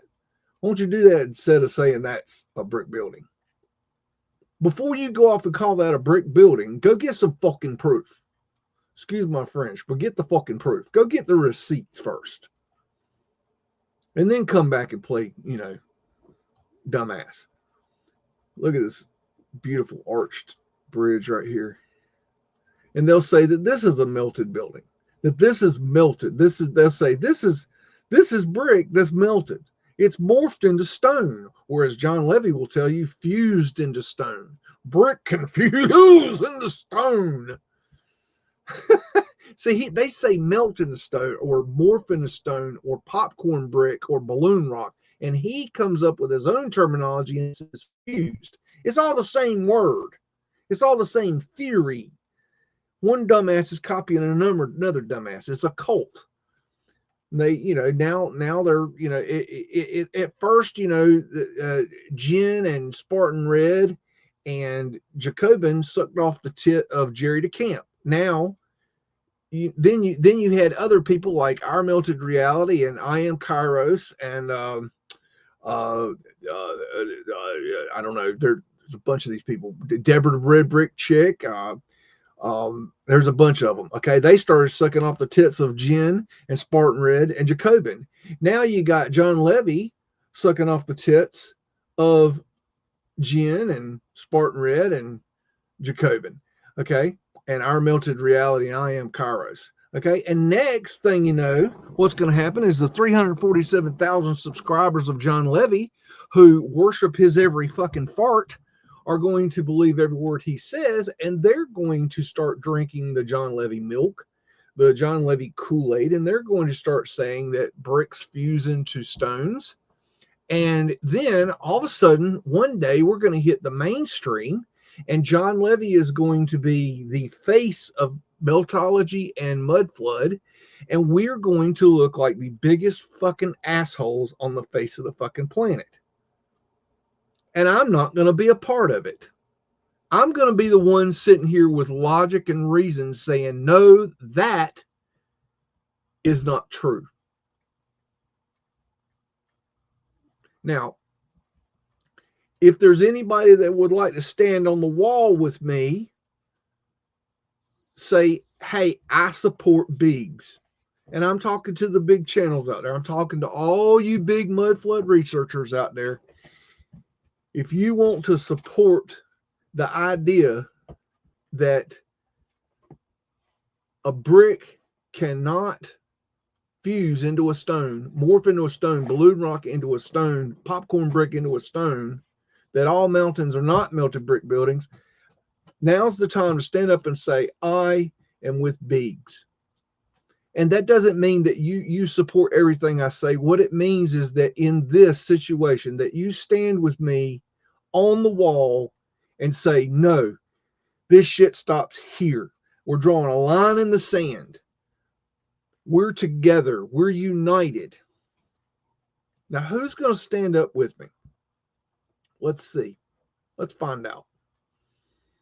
I don't have a whole lot of hope that anybody's going to do that. Montreal from Mount Royal. We're going to find out who's got a backbone in this community. Look at the big houses there. Good grief.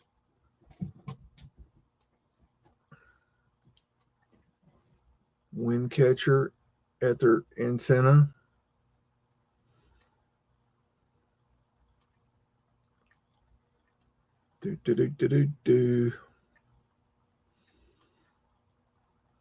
I did have a young lady this past week leave a comment that she had Googled Meltology and old world buildings, and I came up. I don't know how that's even possible, but that's a good thing. That's a good thing. That is, there needs to be a counter argument here. There needs to be logic and reason going on, and there is not that.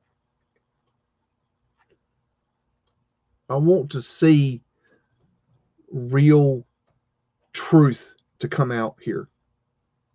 I'm tired of the horse shit. I'm so sick of it. I'm tired of standing on this wall alone. It's bullshit. I've had a few people stand up at times, but they've quietly sat back down. You know, if you believe what I'm saying is true, that these people are not telling you the truth here, you need to stand up. I'm asking you to stand up. You don't have to like support me in everything I do. I'm not asking that. I'm just asking you when it comes to meltology and what I'm saying about meltology, that a brick can melt. If a brick can melt, a building can melt. There are possibility of melted buildings in our realm in a reset, probably long ago, in my opinion. A brick cannot change its form into a stone of any form, and all mountains are not melted buildings. Who will stand with me? Mudflood drop in. This is Morrill Hall in the library, Cornell University.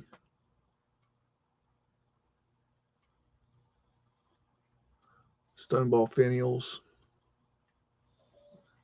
Hush, big old squealy dog.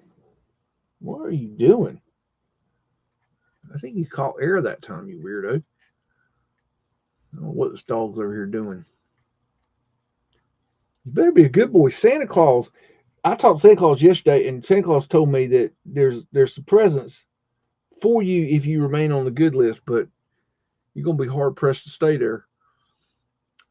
That's what he told me. I'm just telling you like it is. Hey, we got a Roman numeral IV. That's the way I always remember it, right there. Got some residue. How about that? That's the way I was always taught, that it was IV. It was always IV. It was not IV until people started telling me about the Mandela effect, and they were saying that the Roman numeral 4 was not IV anymore. And I thought, what are you talking about? That's crazy. It's IV. This is Mount Pleasant House, White Mountains. Why are you so squealy, you big old squealy dog? I don't know if y'all know about beagles, but beagles have this high-pitched squeal that they do when they basically want to drive you completely mental. And he likes doing that a lot. I don't know if you can hear that. It's like it's like nails on a chalkboard. Pretty much makes you want to like take him and squish him into a little ball and throw him somewhere. Flat Earth asterisk right there in case you need that. Got a wind catcher at their antennas. Venetian shells. Wind catcher. Boater hats everywhere.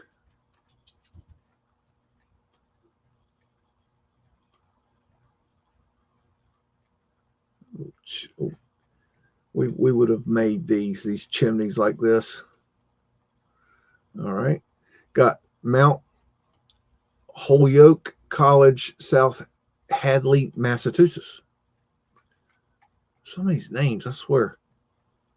Look at that wrought iron fencing. Absolutely amazing. Just the amount of effort and work to make that. It just, it's a lot of work.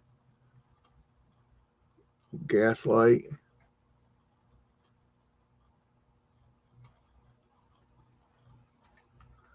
It's like a clock was removed there at their finial.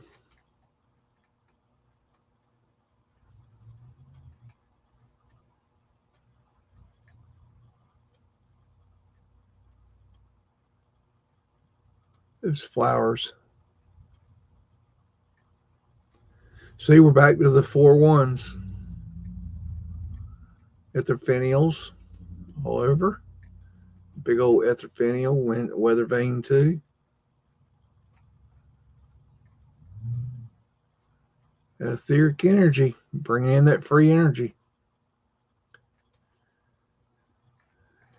And it's my belief that they create free energy now, or harvest the free energy now and sell it to us.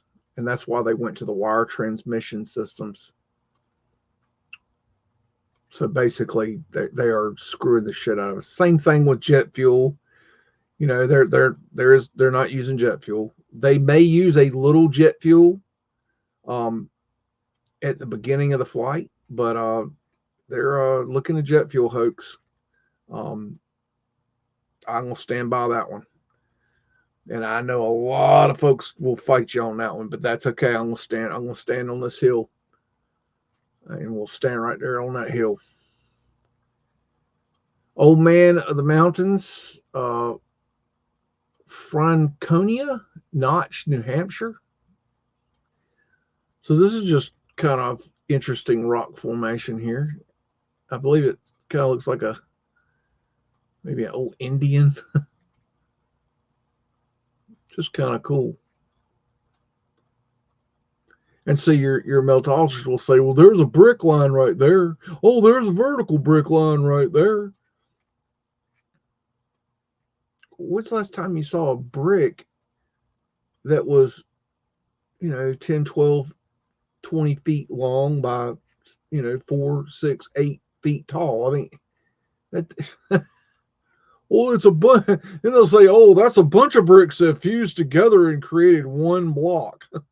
Okay, so those particular blocks chose to just magically form that particular block. I mean, it's God.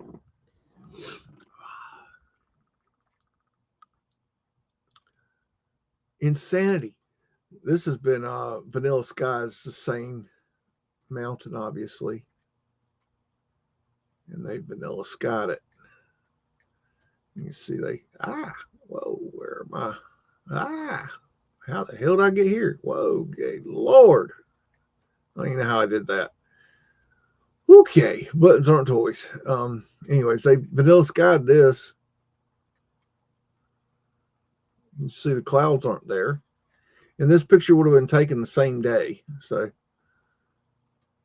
more than likely they didn't go from clouds to no clouds.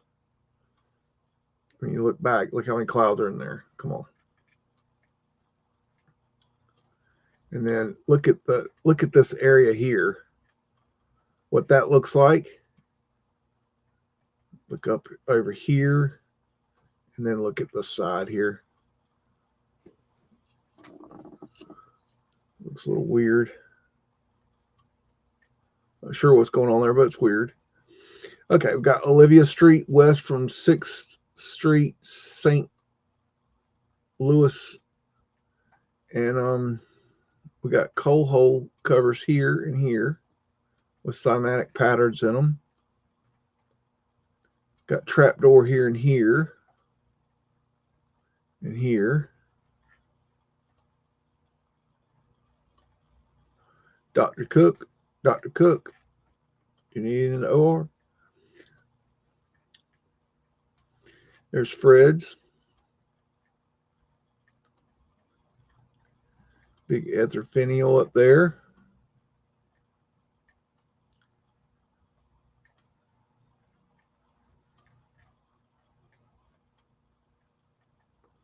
That's pretty. Tartarian lions.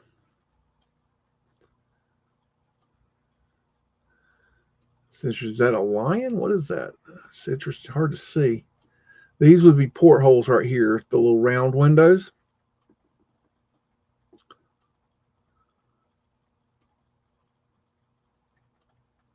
Etherfinial up here. Big arches. Got your trolleys. Got your third rail. See, the electric would be, there'd be a pipe that runs down into that ground and it connects to an electrical line in that track right there. And that's what will pull that trolley.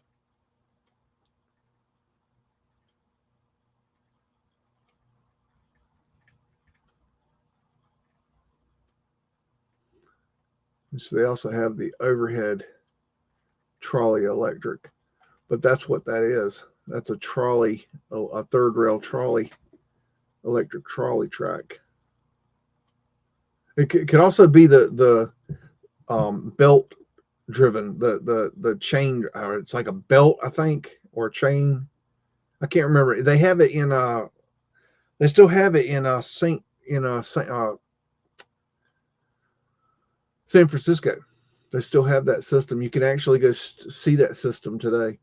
Tartarian lions, big portholes. I had a viewer when I early on in my channel's history that said he worked on this building at one point.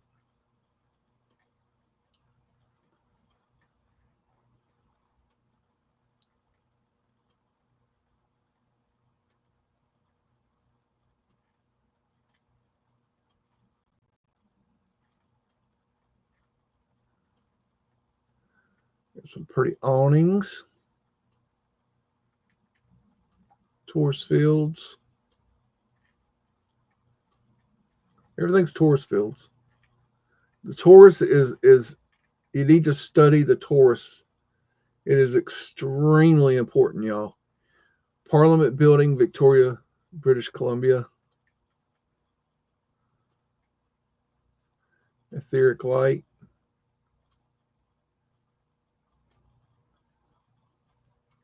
Got some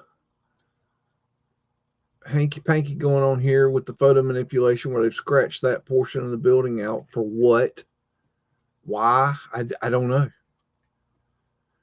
Got wind catcher here and here. Tourist fields.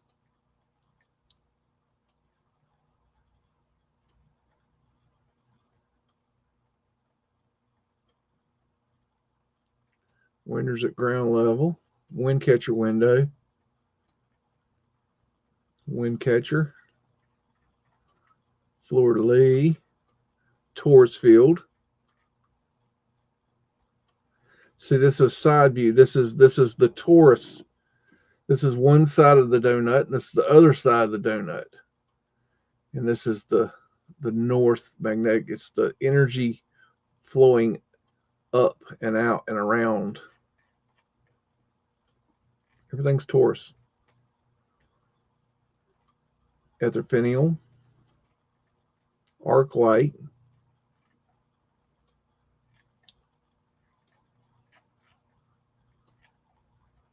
Got a big old Christmas tree on the right. Phelps Hall and Lyceum from the campus, Yale College. Yeah, from Yale College. And big old arches down here is interesting. Possible cymatics there. Mudflood winters all across the bottom there.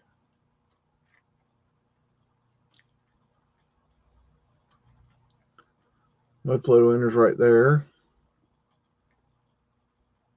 Mudflood winters right there. Big arch. Mudflood winters back here. Beautiful trees. Wind catcher.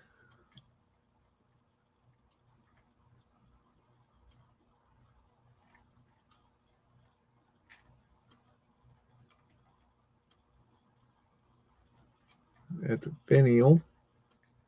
Another ether finial. Portholes.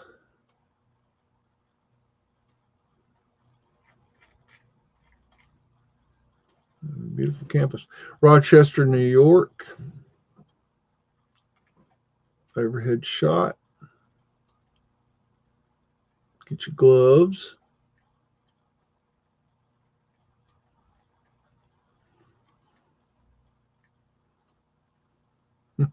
My boss was complaining yesterday. We were out messing around. He was like, "I need some gloves. It's cold out here." I said, "No, this is bikini weather." I said, "I need to get on my bikini." It felt so good out there. I hate the heat. George Field. It's funny. He's like, "No, it's cold out here."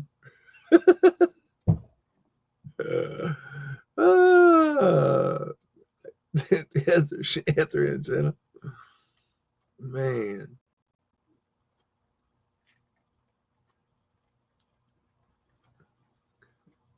Trolley.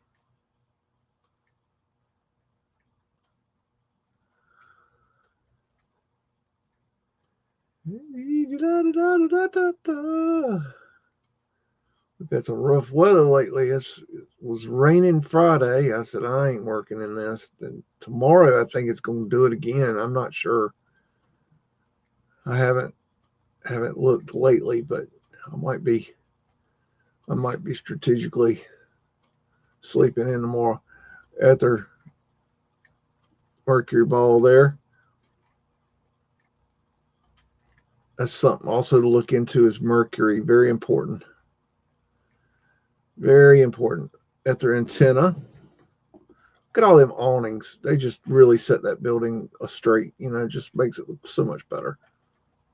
Cymatic window. Wind catcher.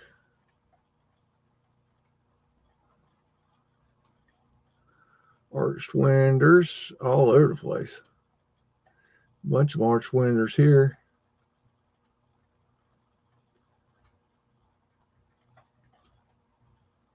At their cresting there. I had to go to track supply yesterday, get a the horses decided to, well, it's not the horses' fault. We used to have an electric fence that was like a powered electric fence, you know, plugged into 110 AC. And then we moved a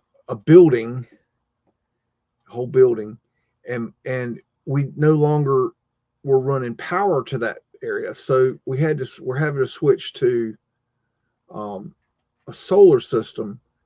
And so I sent boss man, I said, go get this, and you know, go get the supplies for the solar power, you know. Anyways, next thing I know, I'm riding to the store to go get it. And so I've got SS Moreau Castle Cramp Shipyards, Philadelphia. So anyways, we're looking at them, and it's like they got 3 different solar electric fences. One's 5 mile, one's 10 miles, one's 30 miles, and the price ranges from, I don't know, I forget what the prices are, but they were like I don't know, the one, anyways, the most expensive was $300. I said, you know, now this is what they are: 5 mile, 10 mile, 30 miles. Like, you know, we don't need to go 5. We don't need nothing but this 5 mile, but you know, bigger's always better. So next thing you know, we're getting that 30 mile solar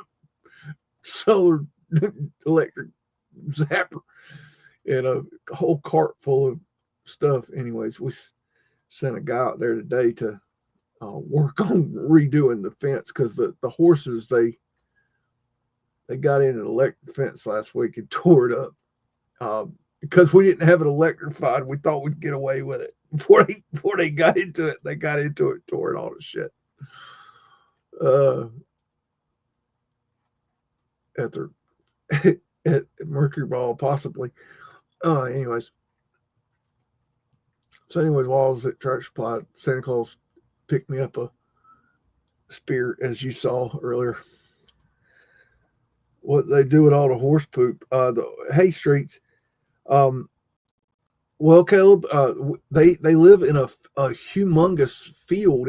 I don't even know how many acres, but it's, oh gosh, let me guess. It's like 5-6 acre field, something like that, maybe bigger. I don't know. It's a big field, humongous field they live in, and Yeah, you don't have to worry about that. They just fertilize their own grass. So no, we don't have to mess with that. Now, when they go in the fancy horses, these are, well, they're all fancy, but there's some of the horses that are really fancy and they're special. They are trained to dance, and they get special, like their own corral, their own pen, and their own like whole thing, and they get their own like horse stable, and now they got to be cleaned out. That's a whole nother thing. Oh, this is Savannah, Georgia. I don't know if I said that. Uh, uh, Wind catcher, but I can't tell what that clock's saying. Hard to say, hard to see. That's a pretty window right there. I like that. But yeah, I've done some videos showing the horses. One of them is, his name's Leroy. He's the boy. Um, all the rest of them are girls, and they are. Leroy is I forget what kind of horse he is, but he is akin to a Clydesdale, and he is an old Amish horse. He used to pull carts for a living, and we got him from Amish people, and he is he's a little bit he's kind of sketchy because I think the Amish they're kind of bad with whipping them, and so he's not real. He does, like, he won't let you pet him, but he's really cool. There's these trunking towers for the communications, the telegraphs, and there's another one there, and another one there, and another one there, maybe there. But Leroy is humongous. There's another trunking tower right there. But he's really cool. He's a big, massive son bitch. But anyways, you see on the video, I don't know. I don't really think the videos, like when I see the videos, look back up, I don't think the videos show you how big he is. Because even when the other horses are beside him, even though you can tell he's bigger than those other horses are big. And then he's big. Like he is, I'm 6'3" and he towers over me. His head must be 8-9 feet in the air. He's so big. He's humongous. Anyways, he's sweet. He's a sweet horse, and they've trained him to ride him, but you have to get a ladder to get on him. But I ain't no damn way I'm going to try to get on that thing. No. There will be no bigs on horses. No, not happening. Thank you. Good night. Senate Chamber, State Capitol, Annapolis, MD.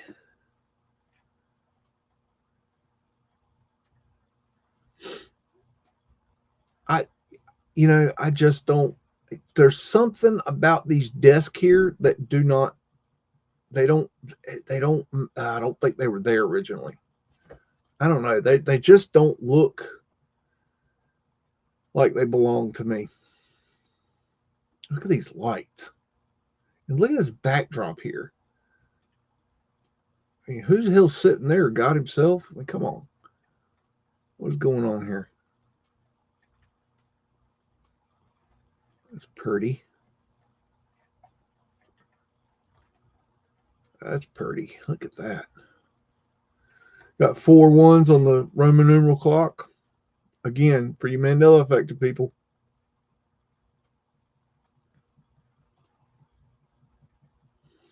Got some paintings. I believe that right there is part of the wind catcher system. That grate right there.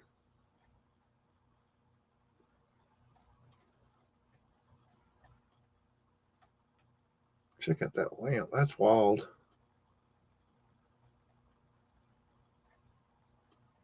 That's a heck of a thing.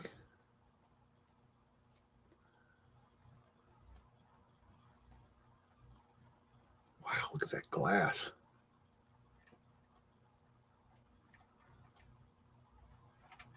That's something else. Very nice.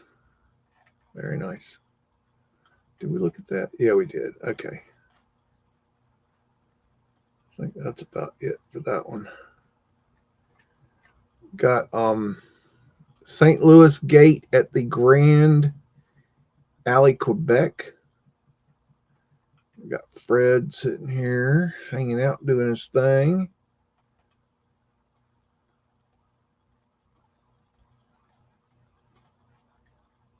Look at that wagon wheel. It's like about to fall off. Fred just hanging out, doing what Fred does, bringing all the bricks in, all the stones in. All this was done by Fred, you know.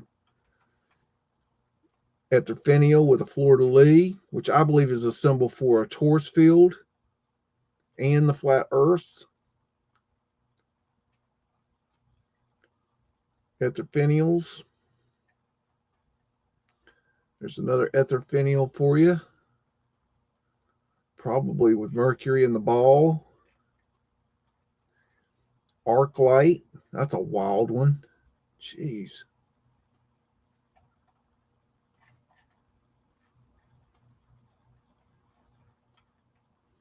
Got your trolley.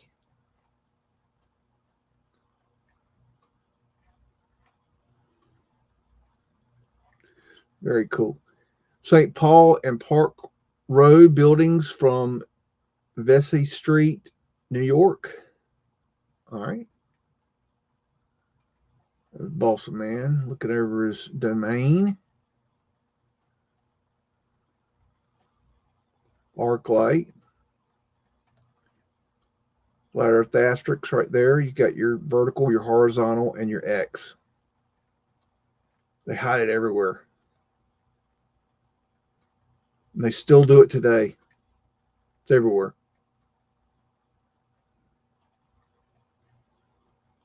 They hide it all over the place. Look at those ether antennas going up. Why do you need that?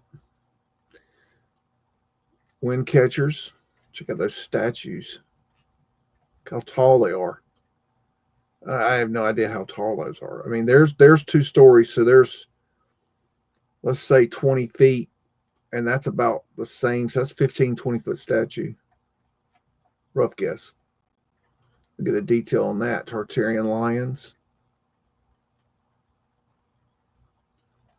Flat Earth asterisk right there. Hard to see it, but I see it. Torus fields. More torus fields.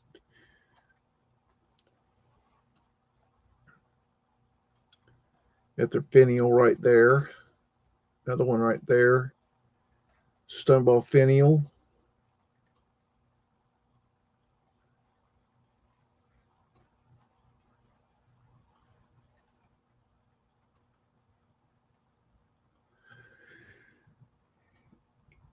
Any honest dollar and prosperity. An honest dollar and prosperity. Oh, okay. It got a little weird there. Net banners. Tinware.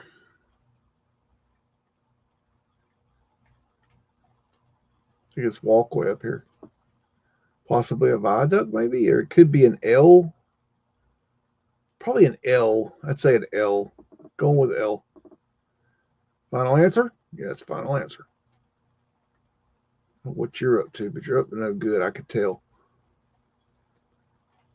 And we definitely built this shit right here, but we didn't build this. Doesn't match. Doesn't go together. It's not apples and apples.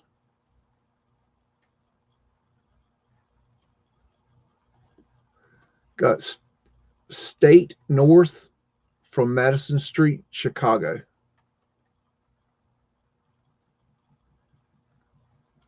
Got pavement light right here. Ladies in uniform everywhere. Fred over here talking to this fellow. They have very good communications. Fred is a very good communicator. Got a cartouche right here, unscrubbed. People just jam packing the streets.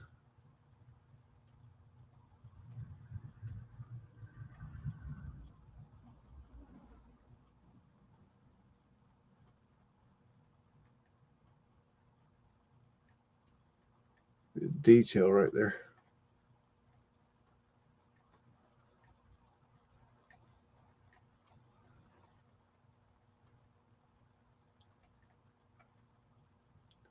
Arc lights. Check out how far apart those horses are. That's pretty interesting. Triple trolley. I don't know if I've seen that before. There's Fred bringing in, well, it ain't bricks. It's bringing in some, but it ain't bricks. Bringing in the people that are taking over this place. Look at that. Good grief, Taurus fields. My goodness. Jeez.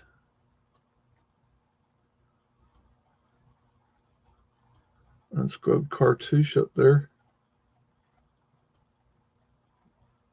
Look at him awnings. Check out this finial. Good grief. Eagle representing the Phoenix. Also a Taurus field, I believe. Everything's Taurus field. Got their antenna with mercury ball.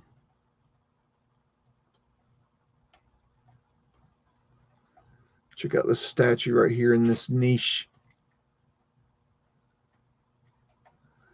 Got a Roman numerals. Looks like 4 1s for the 4 for the Mandela affected folks.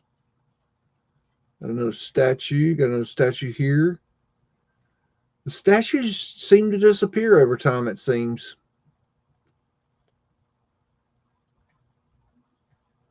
Dripping fruit, it looks like. What's up, Beagle? What are you up to now? You come up here starting trouble. This hippie will get on you and take you out. The casino, Nargis and Pier, Rhode Island. Probably butchered that. That's okay. Ladies in uniform. Boater hats. Ivy all over the place. That's some funky wiring right there. Roman numeral clock. Clocks are expensive. Wind catcher. Ether finial. Other ether finial and weather vane. Wind catcher. Interesting column of stone. Stone column. Arc light. Another Fred. Wind catcher. You better hush. We ain't got time for it. You still see we're doing a show, don't you? Well then, shut up. Take a big old cup of shut the fuck up. Thank you. Dial 1-800. Shut up. There you go. Check out that monstrosity back there. We got beautiful stonework right there. That's quality. That's nice. I like that. That's pretty cool. Wind catchers over here. And we got the Charles Gate, Boston. Charles, I must be butchered the shit out of that. That's all right. Ain't nobody chicken wing on string. You better zip it, or I'm not going to make dinner tonight. We're going to have dinner soon. Don't you worry. These people will let us go. They're about tired of us anyways. Tired of you. They're not tired of me, I'm sure. I appreciate all y'all listening to me and looking at my little circle punks right here. Hush it. We're almost done, big old mouth. Big old yappy dappy. Call you Yappy. That's your new nickname, Yappy Dappy. I know. Ether finial. We're almost done. Just touch it. Just give me a little bit of time. And I may or may not get done.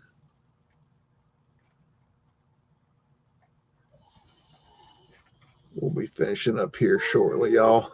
I know y'all about tired of hanging out with me tonight. There's some interesting details on that building right there. Look at that. That's just really cool right there. Ether finial. Very pretty. All right, now. Here, have a biscuit. Here, have a biscuit. There. Put that in your pie hole. There you go. I love my dog, but I'm probably gonna eat him. We got the Royal. I can't even see that. Point Connect. What the hell beach? Y'all pronounce that. I ain't gonna try. Who the hell's writing these damn names? It's not me, because I speak English. What the hell they're speaking? It's a damn hotel. Hanging out there. Got some windows down low. These beautiful tourist fields. Very pretty. Look at that detail work right there. Good grief. How unnecessary is that? How hard would that? I mean, come on. Like, this is probably, it might be wood. If that's wood, like, how are y'all chiseling that? Mud, you big old squealy mouse. Shut up. Thank you. Big old mouth. Sorry, folks. Somebody gets mouthy. You know how it rolls around here. Got wind catcher, tourist fields. Hush. Hush, I ain't gonna make dinner. I'm just gonna eat you and be done with it. How do you think of that? Huh? What you think of that? We got Trinity Church, Boston, the porch. And this is still there today. Got Mudflood winters down here. You better calm down. Tourist fields. Possibly a green man. I don't know. Haha, are you here? If you want to rein in on that. These could be those acanthus leaves, I believe. I don't believe they're connected to the reign of Christ or millennial reign or anything to do with Jesus. I do not believe in any of that. We have been duped. And you can either remain duped or become unduped. But that's a choice you have to make. That's something you'll have to decide on. Tartarian lion there.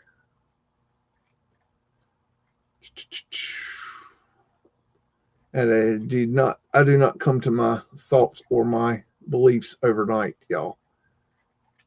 They come from many, many years of deep, deep, deep research into these things. So I don't expect others to agree with me or believe me or go along with me. It's like a Templar cross there. Tourist fields, checkerboards. Check out that. Interesting.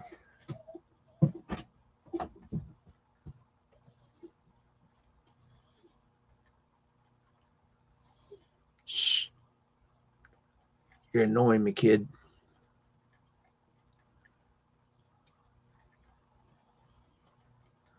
Another Templar cross. Look at these beautiful statues.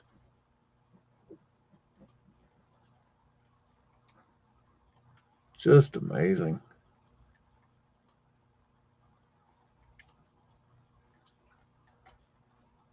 Eagle representing the phoenix.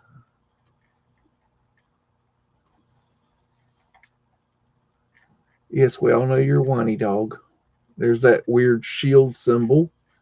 Still don't know the meaning of it. Venetian shell.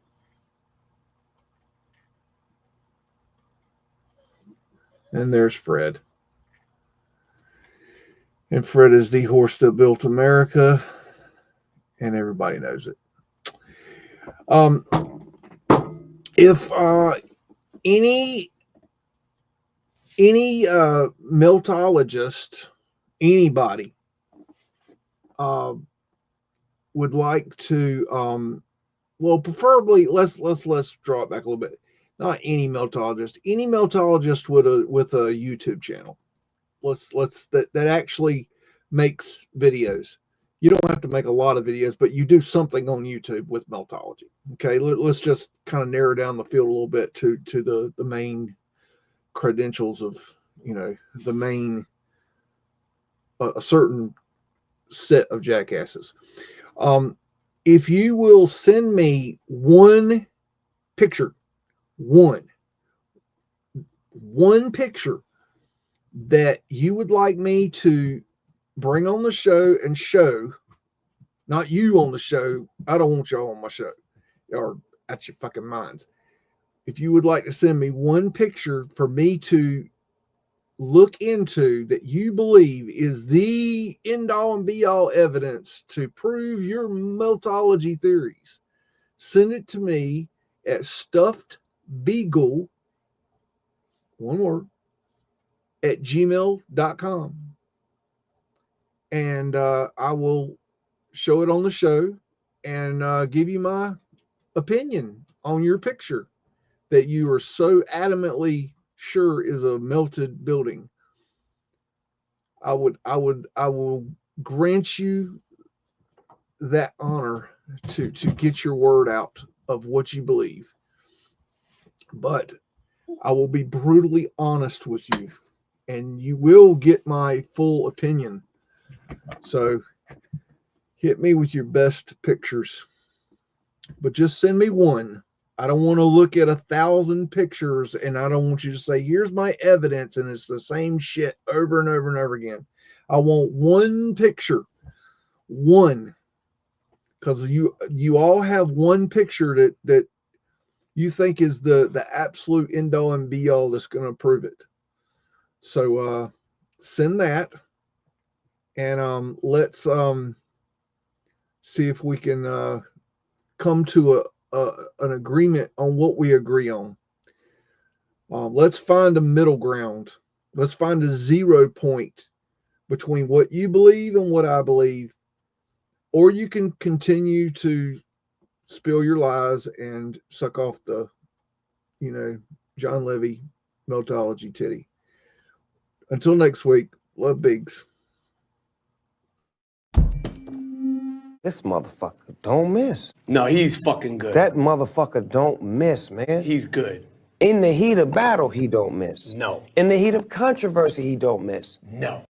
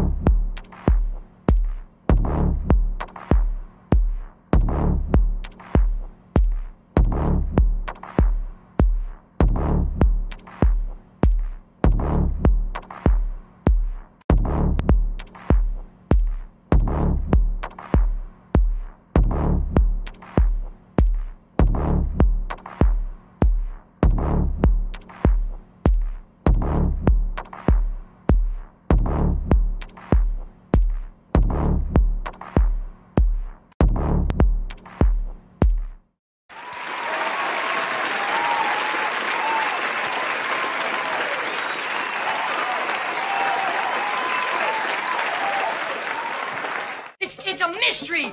It's a mystery wrapped in a riddle inside an enigma. Don't you get it? Say woof again. Say woof again. I've got one that can see. Welcome to the underground.